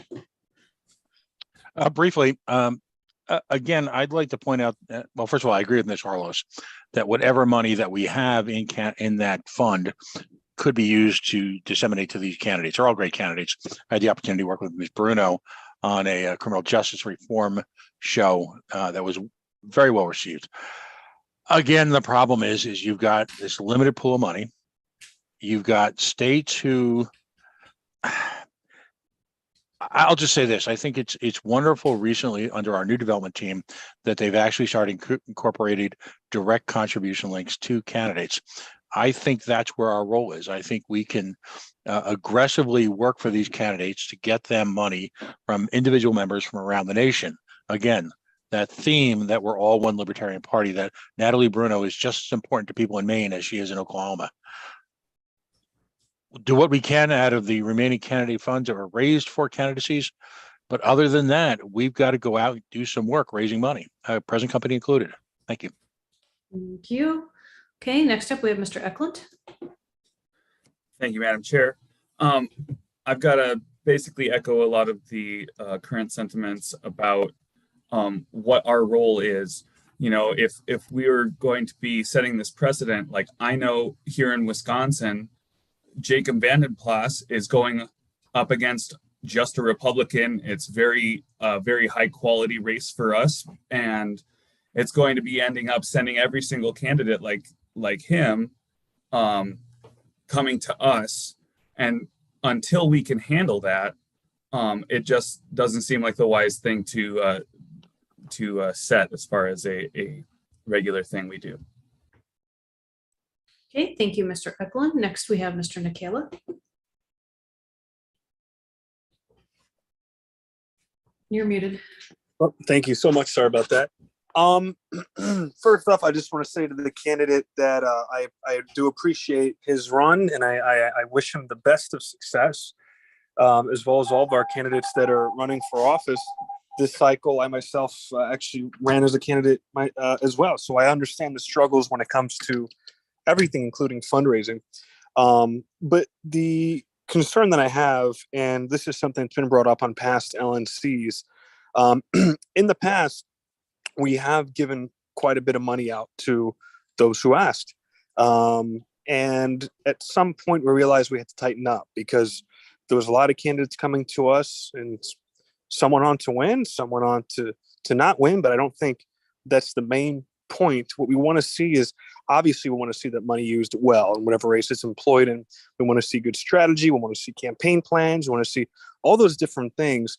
So my recommendation, quite frankly, and this is something that I believe we had in the past, but we did a very bad job advertising, is the candidate support committee did have some criteria for applications to be made and then brought up to the LNC. So I really do believe the candidate support committee should think about that, come up with some criteria that makes sense, because the issue does arise where, we do have, a considerable amount of candidates. And if we give to one, then really we have to give to all that meet the same criteria. And I understand a lot of our candidates are fantastic, and I want to give them all the support we can. But right now I worry because, money doesn't come easy these days. So I'm inclined. 12 minutes. I'm inclined to vote no. But I do want to see what we can do in the future to streamline this process. Thank you. Okay, we have 12 minutes left. Mr. Blankenship, $1,200 left too. Okay, I'm going to be very brief. I really agree with Todd's point about creating a standard. That said, Karen Ann's point actually swayed my opinion a little more on this. I think that realistically, we should reconsider where those funds were withdrawn from, because I don't think that those who contributed to the Bitcoin fundraiser probably thought that those dollars would go to a lawsuit. So there may be more funds available right now. My only point would be, as things are winding down, we'll probably see fewer in this cycle between now and November. And whatever funds we do have to support candidates, when we have good candidates, we should. So I think all three of these situations are worthwhile. Ultimately, I'm probably inclined to say that we support in some way, and then moving forward, the candidate support committee create these criteria so that we don't run into this in the future. Got it. Thank you. Thank you. Okay, we've got Mr. Hagopian. I would just like to say I'd be 100% okay with all the Bitcoin money being redistributed again. Here's the $10,200. However, I think we should do it the way that Stephen was talking about. Open up applications for a week or two, have people put in why they think they're going to win, how much money they've raised, and what their plan is for the dollars and what the ask is, and then have a vote on it after that, rather than just the first three that ask get the money. Thanks. I think that's reasonable. The candidates have got 60 something days left, and these are the people who reached out to me. So just keep that in mind, guys. We can't keep kicking this down the road indefinitely. Ms. Harlos? Okay, I'm moving to commit this question to the candidate support committee to provide recommendations to the executive committee by Friday. The executive committee will meet within 30 days of those recommendations and make a decision. I would second that. Okay. Yeah, I'd second that. Can we, that's perfect, because we got 14 and a half minutes left. Can we see the text of that when you're ready? Yeah, move to commit these motions to the candidate.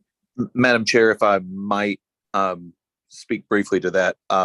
I believe, if I'm not mistaken, I'd have to look at the calendar, but I believe that we have a candidate support committee meeting already scheduled for Monday. Okay. So we can meet quickly on this. I'm actually going to change that to meet within 5 days, because we have to give 2 days notice for an executive committee meeting. And just because in case somebody's not available, I assume the executive committee will meet at the soonest possible time, but I don't want to hamstring the executive committee. Okay.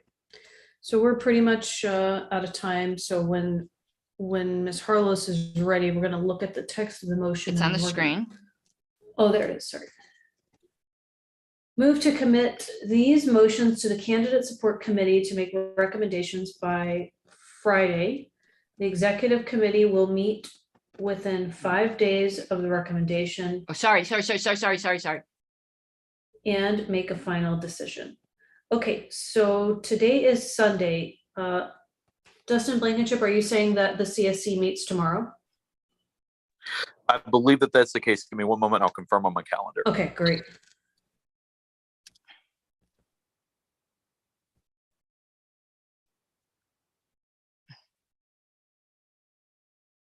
Hang tight, everyone.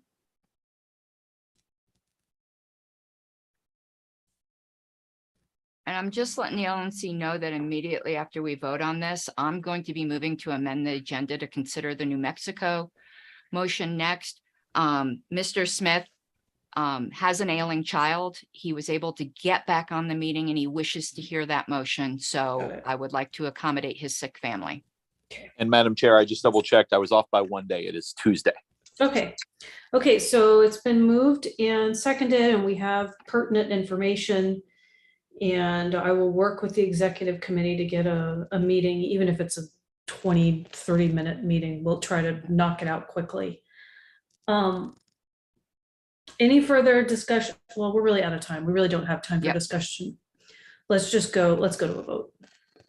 Mr. Benner, Yes. Mr. Blankenship, Yes. Mr. Bowen, Yes. Mr. Duque, Yes. Mr. Eklund, Yes. Ms. Eiler, Yes. Mr. Elliott, Yes. Mr. Ford, Yes. Ms. Gabbard, Yes. Mr. Hagopian. Yes. I will vote yes. Mr. Nana, Yes. Mr. Nikela, Yes. Mr. Rufo, Yes. Mr. Smith, Yes. Mr. Watkins. Yes. Okay, Madam Chair, 16-0-0. Okay, motion passes. Okay, so Ms. Harlos, you had a motion Yes. you wanted to make? I'd like to move to amend the agenda to move hearing the disaffiliation motion for the Libertarian Party of New Mexico now Okay, I believe that requires 2/3. or without objection. Okay, got it. Do we have a? Second. I'll There we go. second. Okay. Any objection to amending the agenda? Going once? Going twice? Okay, hearing no objection, the agenda is amended. Thank you very much. Okay, we're gonna go to the New Mexico disaffiliation motion now. It was noticed by Mr. Miguel Duque. Let's find the text of that. That's okay, bro. It's right here. Okay, got it. Okay, would you like to speak to your motion? Mr. Duque? I am happy to speak to it. I suppose, probably doesn't need to be, reread.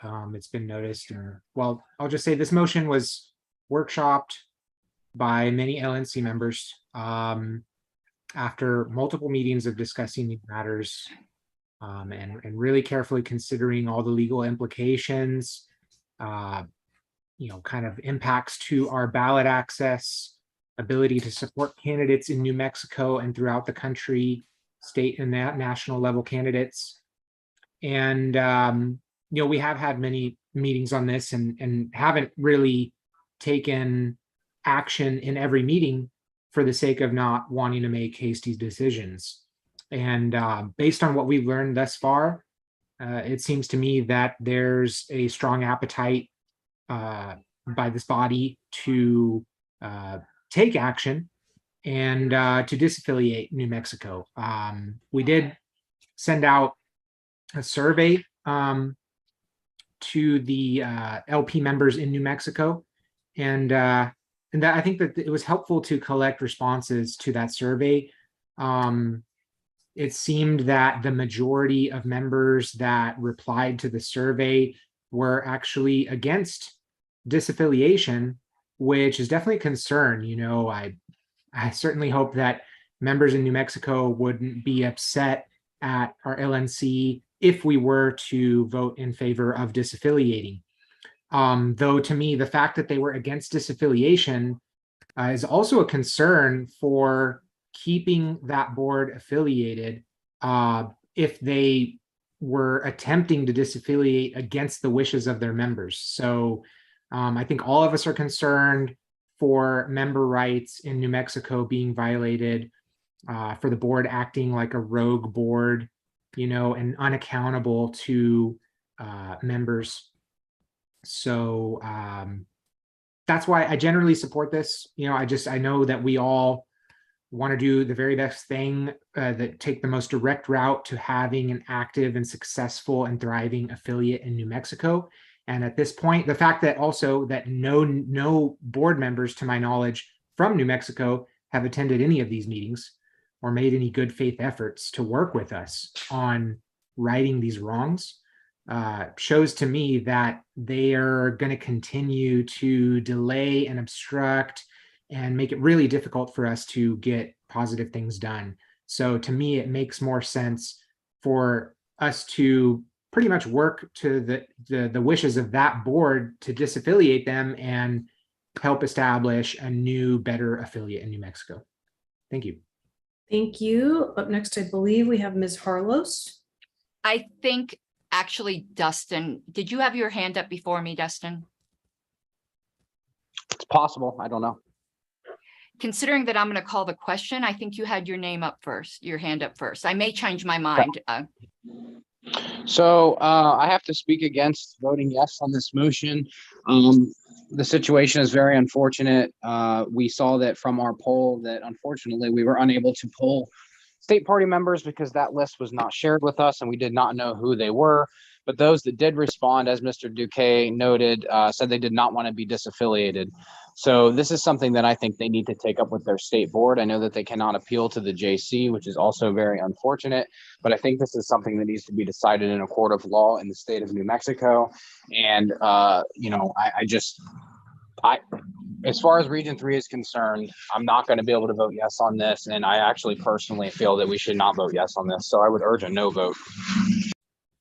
Okay, Ms. Harlos. I'm going to debate and call the question, which I generally think is not a nice move, but I'm just giving everyone a warning. I'm going to do this ahead of time.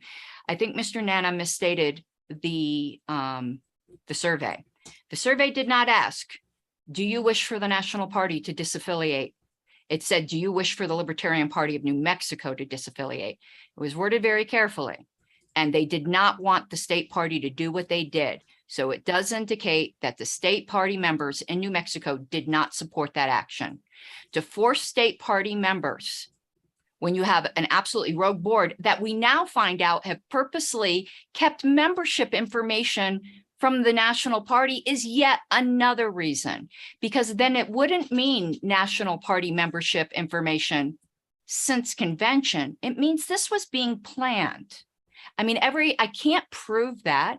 I'm just telling you that the signs seem to point that way, that this is not some good faith dispute they were having with National. It was a fight they were looking to pick as a pretext, and we don't play that game. If we don't disaffiliate, I absolutely believe we are violating our fiduciary duty to the members in New Mexico, the national party as a whole, to have a coherent party. You cannot let a rogue board just run away with assets of the party. So I would urge everyone to vote yes on this, and I am calling the question. Okay, questions have been called. I'm going to object to calling the question. Okay, it's been So am objected to. Okay, it's been objected to. So we're going to need to go to a vote on calling the question. Yeah, and because it's 2/3, hold on, let me just get an extra.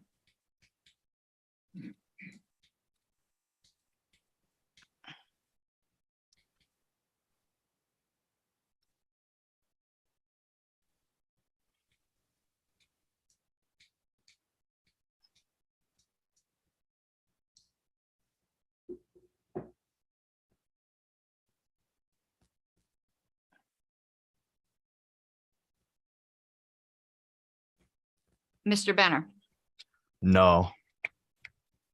Mr. Blankenship, No. Mr. Bowen, No. Mr. Duque, Abstain. Mr. Eklund, Abstain. Ms. Eiler, Pass. Mr. Elliott, Go. Mr. Ford, Yes. Ms. Gabbard, No. Mr. Hagopian. No. I'm going to vote yes. Mr. Nana, I don't believe my vote is needed either way. Abstain. Mr. Nikela, I'll vote no. Mr. Rufo, No. Mr. Smith, Not that it matters, but yes. Mr. Watkins, I'll abstain.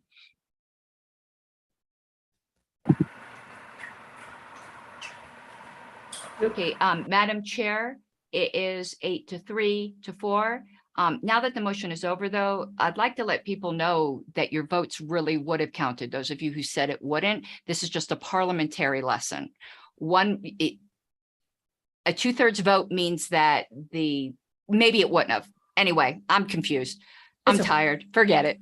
That's okay. That's okay. Yeah, I was waiting till the vote was over. Okay, so we're still on discussion. Yes, ma'am. Okay, so we're gonna go to Mr. Tunevich. I object.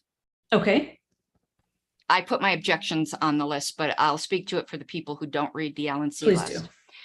do. Alternates are members, are provisional members of the LNC in meetings. The LNC comprises, when there's 8 regions, 17 members, not 25 members. Alternates may be freely substituted for regionals, but the regional has to recuse themselves from the particular item and let the alternate participate in that item and vote in that item. To let any particular region have 2 voices in formal debate is skewing the bylaws set up ratios for the LNC. The LNC has a certain number of officers, a certain number of at-large, and a certain number of voices that are assigned to regions. To artificially double it in debate on particularly contentious items where the region needs to be speaking with 1 voice, and that is ultimately up to the regional representative who was elected to fulfill that role if they're present. I think it's just very important to do that. Generally, letting alternates speak in debate is without objection, and normally I don't object. This item has been talked to death. I don't believe we should be talking it to death further. Okay, so you made an objection. Do you or a parliamentarian have a citation?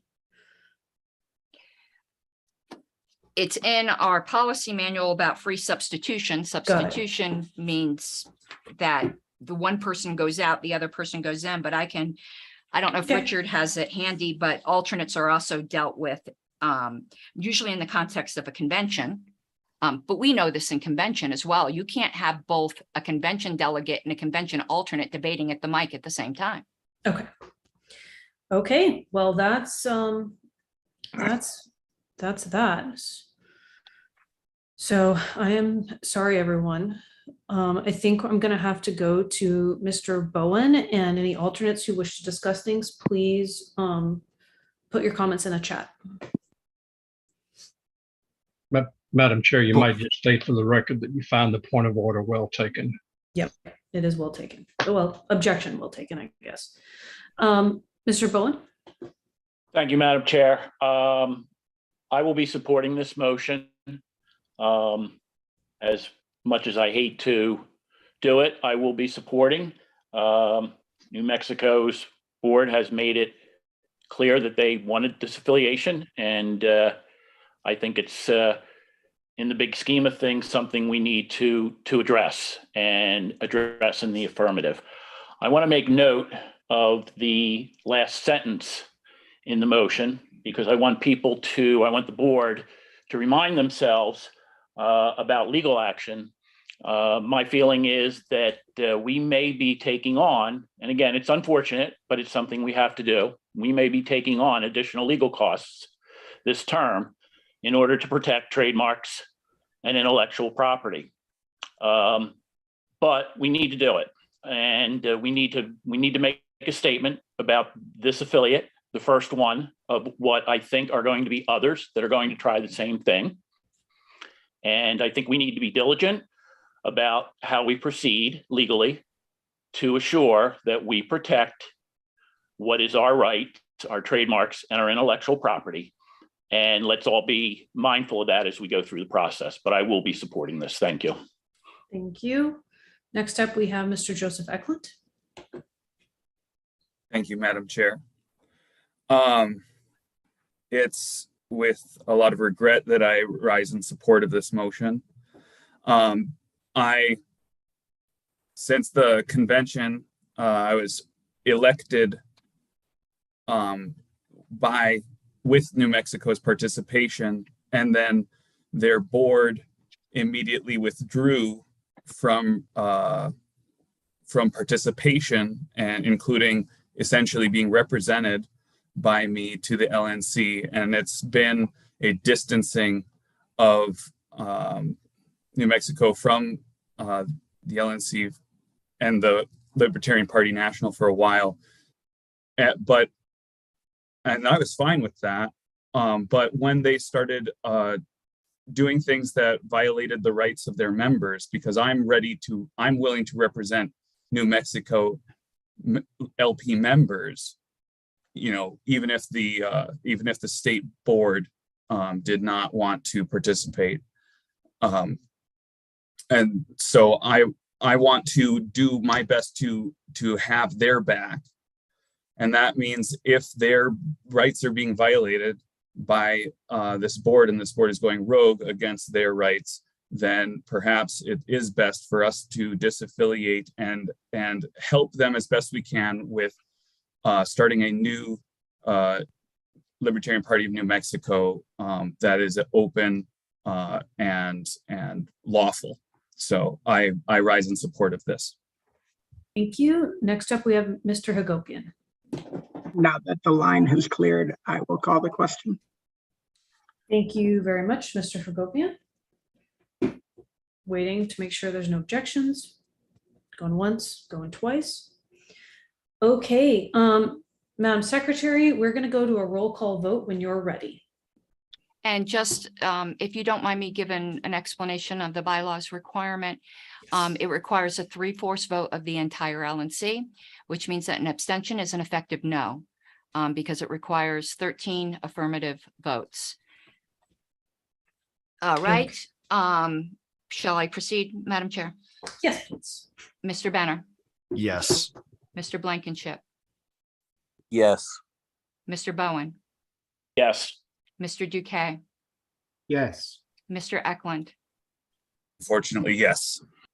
Ms. Eiler, Yes. Mr. Elliott. I vote yes because it's clear to me that the New Mexico membership needs. You're not allowed to That's explain good. your vote, Mr. Elliott. Oh, Yeah, okay. sorry. Sorry. Thank you. Vote yes. Done. Mr. Ford, Yes. Ms. Gabbard, Abstain. Mr. Hagopian. Yes. I will vote yes. Mr. Nana, No. Mr. Nikela, Yes. Mr. Rufo, Yes. Mr. Smith, Yes. Mr. Watkins. Unfortunately, yes.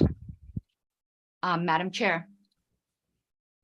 Um, Well, you don't, it's 14-1-1. Yeah, I don't need to vote on this. I can be not voting. Okay, Okay, the motion passes 14-1-2. Thank you all for dealing with this. I know it was uncomfortable and a really tough call and not something I wanted to see happen under my watch, but we are going to make the very best of it. Now, on that note, it is 10 p.m. Eastern time, which is our 2-hour mark. Well, we're 6 minutes shy. I think I called us to order at 8:07 p.m.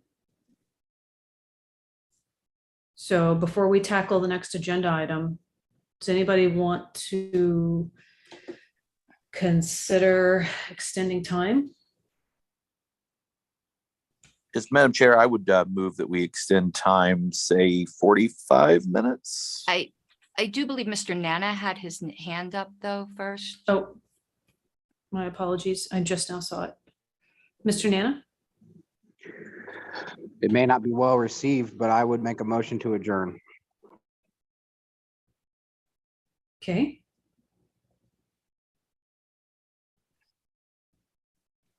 That will require a second. I I'll think. second. Okay, any further discussion? Madam Chair, point of inquiry. Yes. What is the status of another meeting in October before our in-person meeting in Austin? We're going to have one. We're going to have to do, I'm going to have to make an email motion on the adoption of strategy because our committees are, they've got a stranglehold on them right now. This actually has to go forward for them to do work if we adjourn. But so it won't be waiting, but there is a meeting. Thank you. Mm-hmm. Okay, Ms. Harless? Well, there's a pending motion. Got it. I don't know if it's debatable. Adjourn always confuses me, but I ain't I gonna know, debate it. same. Okay, should we just go to a vote on adjournment then? Okay, let's go ahead and just do a roll call vote on this. Okay, I'm just going to just clear this off since we committed that. This will be adjournment. Mr. Benner, Yes. Mr. Blankenship, No. Mr. Bowen, Yes. Mr. Duque, No. Mr. Eklund? No. Ms. Eiler, No. Mr. Elliott, No. Mr. Ford, Oh. No. Ms. Gabbard, No. Mr. Hagopian? No. I will vote no. Mr. Nana, Yes. Mr. Nikela, No. Mr. Rufo, No. Mr. Smith? I think he had to drop off. I think he dropped off. Okay, Mr. Watkins, No. Madam Chair, 3-12-0. Okay, and the motion fails. So. And now I we're- have my hand raised. Okay, there we go. So back to you. I would move to extend the meeting for 1 hour to accommodate the proposed agenda. Okay, Second. okay, it's been moved and seconded. Any discussion?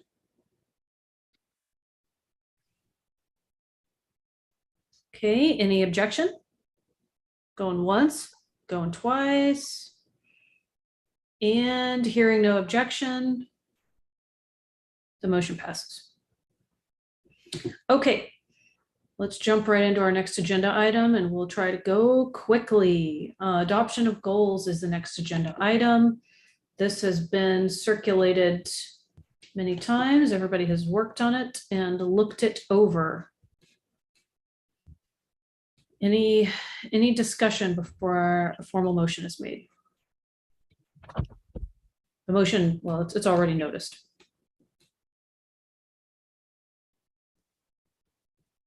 Nothing? Madam Chair, Yep. Just to clarify, this can be tweaked throughout the term, correct? Yeah, we just needed, the purpose of this is to give us a starting point and some goals. And there are several reasons that we need this. Committees need to know what they should begin working towards. Staff needs to know what they are going to begin working towards. Our executive director is relying on this for several reasons as well. Mr. Nana? I was going to call the question on this. I think we're ready to figure this one out. Sounds good to me. Okay, question has been called. Sorry, Rich, I didn't see your hand first. Okay, no objections to calling the question. Okay, Madam Secretary, whenever you're ready, we can do a roll call vote. Okay, one moment.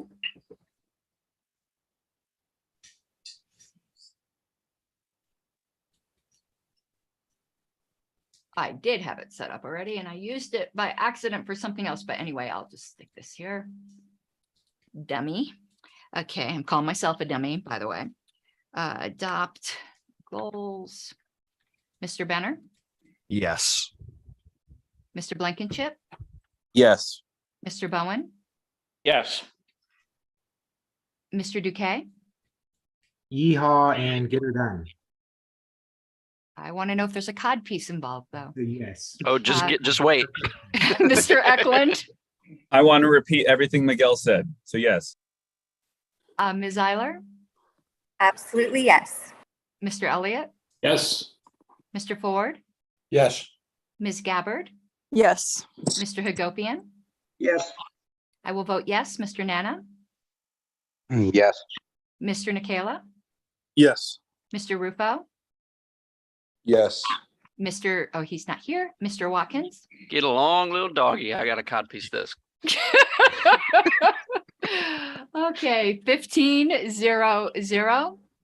Okay, great. The motion passes and we did it very quickly. Thank you all very much. Okay, on to the next agenda item, I think Which it's executive which session. is Madam Chair. executive session, legal discussion, legal updates, and trademark. Okay, so someone's gonna need to make that motion. I move to go into executive session for discussion of the legal issues noted on the agenda. Okay, it's been moved and seconded. Any objection into going into executive session? Going once, going twice? Okay, hearing no objection, we are going to go into executive session. Madam Secretary, do you want to do a breakout room? Well, Madam Chair, since we don't have any other motions noticed for this meeting, we Got it. can't go do any further motions after executive session. So all we'll be doing is rising and adjourning. So there's nothing for anyone else to see. There's going to be no further motions into this meeting. We're going to do public comment at the very end if, let me take a look. I would move to do public If- comment now. Okay, I'm okay with that.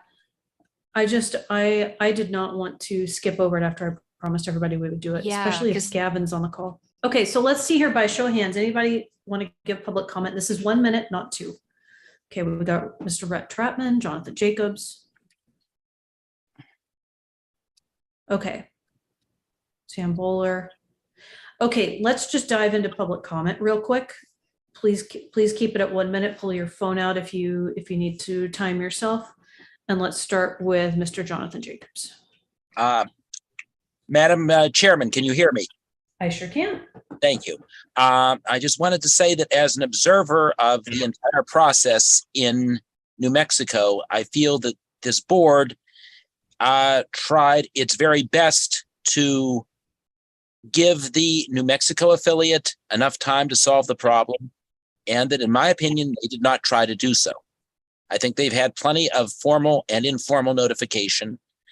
I would encourage this board or the officers, however, to create a timeline of what has happened with this. I think that that will explain to a number of people that are unsure of this what really happened. Thank you. Thank you very much, Mr. Jacobs. Next up, we have Mr. Samuel Bowler. I'm sorry, it's actually Gavin Goodman. Thank you, Oh, Madam Chair. Gavin. I don't know why it says Sam. Can't figure that part out. That's okay. So yes, I just wanted to speak a little bit to the funding, proposed funding for Alabama. The hope is that the LNC will vote to help us fund this statewide polling, which will be done through the committee to elect Jimmy Blake for governor. That polling will be done in coordination with Dave Schrader's data analytics team. It was developed by Dave and the vice chair of the Libertarian Party of Alabama, Jonathan McGee. The polling is to determine the effectiveness of messaging and what issues need to be addressed in different parts of the state. This would be the first time that the LPA has ever done a statewide poll. That's why we wanted to work on it with Dave Schrader's team. This data will be available to all 60 plus candidates that are running across the state and will direct the messaging of the statewide candidates. Through efforts of National, Scott Kohas, Richard Winger, and several others, it cost nearly $250,000 to get on the ballot in Alabama. We organized for 2 years and were able to get nearly 80,000 signatures. And so to retain ballot access is a key part of our strategy. And we have been working on this for many months. The polling is going to help us be as effective as possible. And I would be available to answer any questions as the chairman for the party, as well as the chairman for the committee to elect Jimmy Blake, a candidate for U.S. Congress, and the political director for Alabama. So thank you very much. Awesome. Thank you so much. I appreciate you hopping on. Okay, next up we have Rhett Trapman. Yeah, my name is Rhett Trapman, and I've been an active member in LPNM, and I'm really just disappointed and sad that it's come to this. But I just wanted to publicly say that I look forward to future reconciliation with National and helping out with any new affiliates the best I can. Hoping that the future looks brighter than it has. So thanks. Thank you very much. Okay, Ms. Harless, and then that concludes public comment. Yes, to the members of New Mexico, either watching or listening later, when it comes to organizing a meeting that would be, open and compliant with the rules, because you're not yet an affiliate, I have a bit more freedom to answer questions. I'd be more than glad to answer any parliamentary questions that you may have. I would encourage all members, or members might not even be the word, all people in New Mexico who wish to see a New Mexico affiliate begin immediately to start organizing. I think the appetite is on this board to affiliate a qualified affiliate right away that meets the criteria of being fair and open to all interested good faith parties in New Mexico. So I do look forward to seeing an affiliate application very soon. And again, do not hesitate to call upon me for whatever help I can give. Thank you, Ms. Harlos. Oh, we do have one more. Mr. Lou Ginsor. Can you hear me? Yep. All right. I just wanted to state it for the record that while you guys were talking about New Mexico, just so happened that right as you were coming to order this evening, I think it was the State Central Committee of the Virginia LP voted to dissolve their party, which I won't get into too many of the details, but because I don't know them directly firsthand, but it was extremely improper from what I understand. And I would just wanted to bring that to your attention and encourage you to get on that right away. Thank you very much. I'd like to add one comment to that, Madam Chair, because members are writing and wanting. So on Virginia, I think we've all been notified. I don't know if the entire LNC has, but the officers certain have. And I can tell you personally, I am absolutely appalled at the actions of a bunch of tyrants who think that they can, as a board, vote to dissolve an organization. It is absolutely contrary to parliamentary law. And I'm not an attorney in Virginia, but it's likely illegal to Virginia law. And me personally, if it's illegal in Virginia, I'm going to personally state, I hope members file suit. Bad actors need to start paying the price for what they do.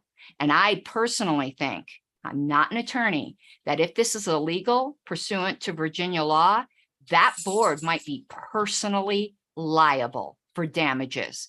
And if they are, I hope they're held accountable to the fullest extent of the law. Okay. Let's jump to Mr. Watkins, and then we're going to executive session. I was just going to piggyback on that. The Virginia code that they cited to to use as, I guess, backup for their decision to do this. It has a stipulation in that organizations can dissolve themselves if they do not have membership voting rights, which the LPVA does. So completely illegal. All right, thank you, Mr. Watkins. Okay, we're gonna go into executive session now. And while our wonderful secretary is waiting on everybody to drop off or removing people, I'm gonna run to the bathroom real quick. And I think we should also kind of stand at ease for 5 minutes. So Ms. Harless, if you want to stand at ease and then get on it, whatever works best for you. Yeah, I need to run as well to Okay. a bathroom break. So I'll turn off my camera when my camera's back on. I'm back. And I ask members who aren't members of the LNC to voluntarily drop off. If not, when I get back, no offense meant, but I'll be booting you. Yeah. With Okay, the greatest possible love. Let's say, so we got five minutes. So I'll be returning at 9:23 my time, 10:23 for you guys.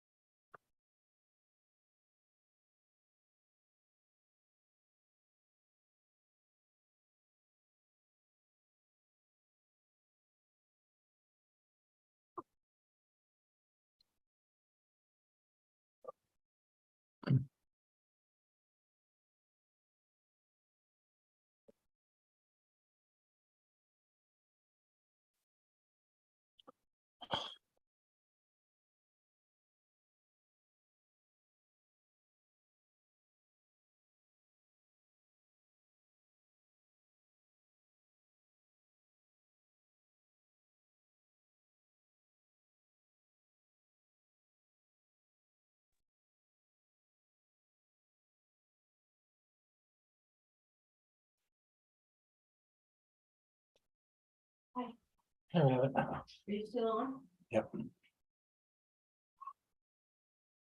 Oh. Oh.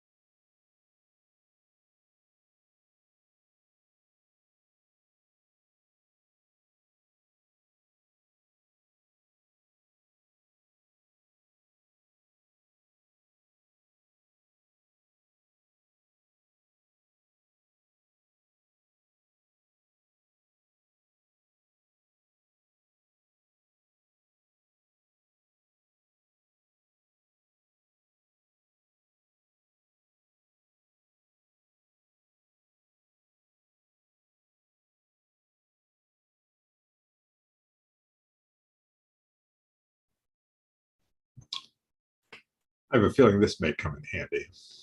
Mignon, cheers. I was thinking about it, but I decided not to.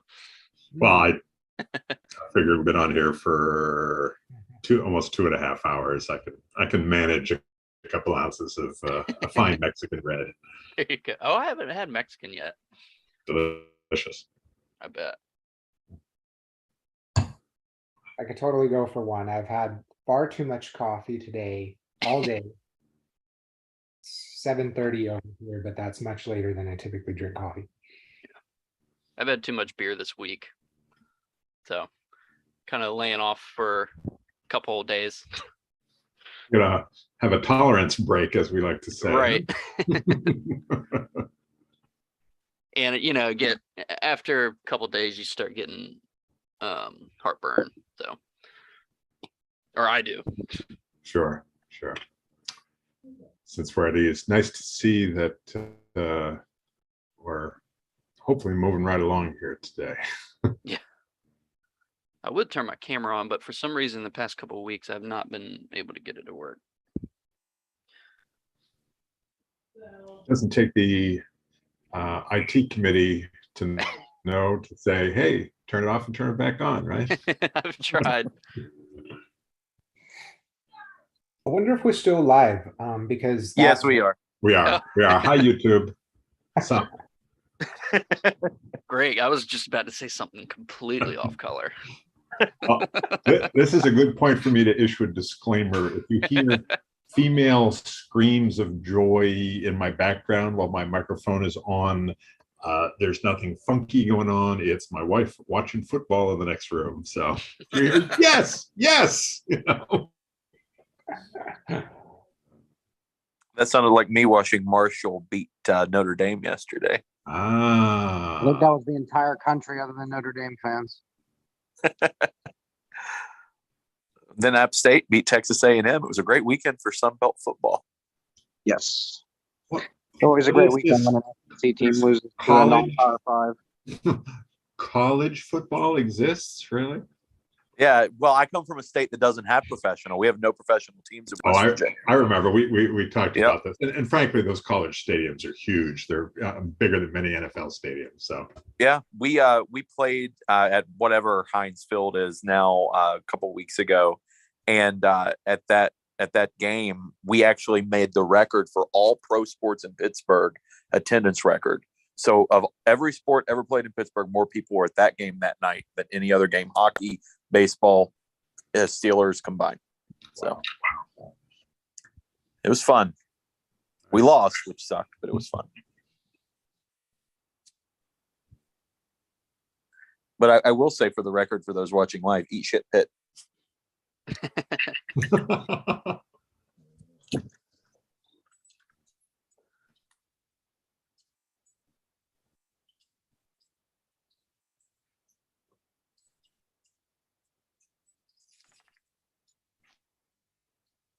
Well, unlike our friend Andrew, I'm not showing myself on camera right now because I look like trash tonight.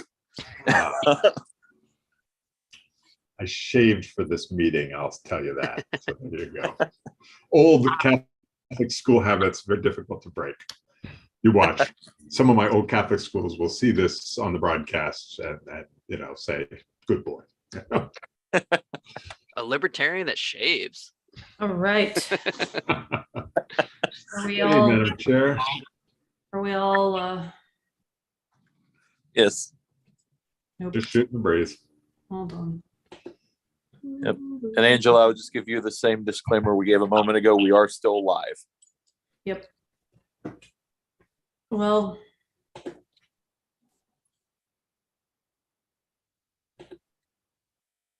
Okay, let's see here. So do we have any non-LNC members still connected? I see. That's what I'm looking for. I see June here. I don't know who that is. I want to remove someone that wants you to report them to Zoom. No, I don't want to report anyone to Zoom. Goodness gracious. Ain't no snitch. I know. It's like, geez, go nuclear. Just report him to the FBI. It's cool. Oh man. Oh man, the joke I want to make right now. I'm not going to do it because we're still live on YouTube. Oh. By the way, congratulations on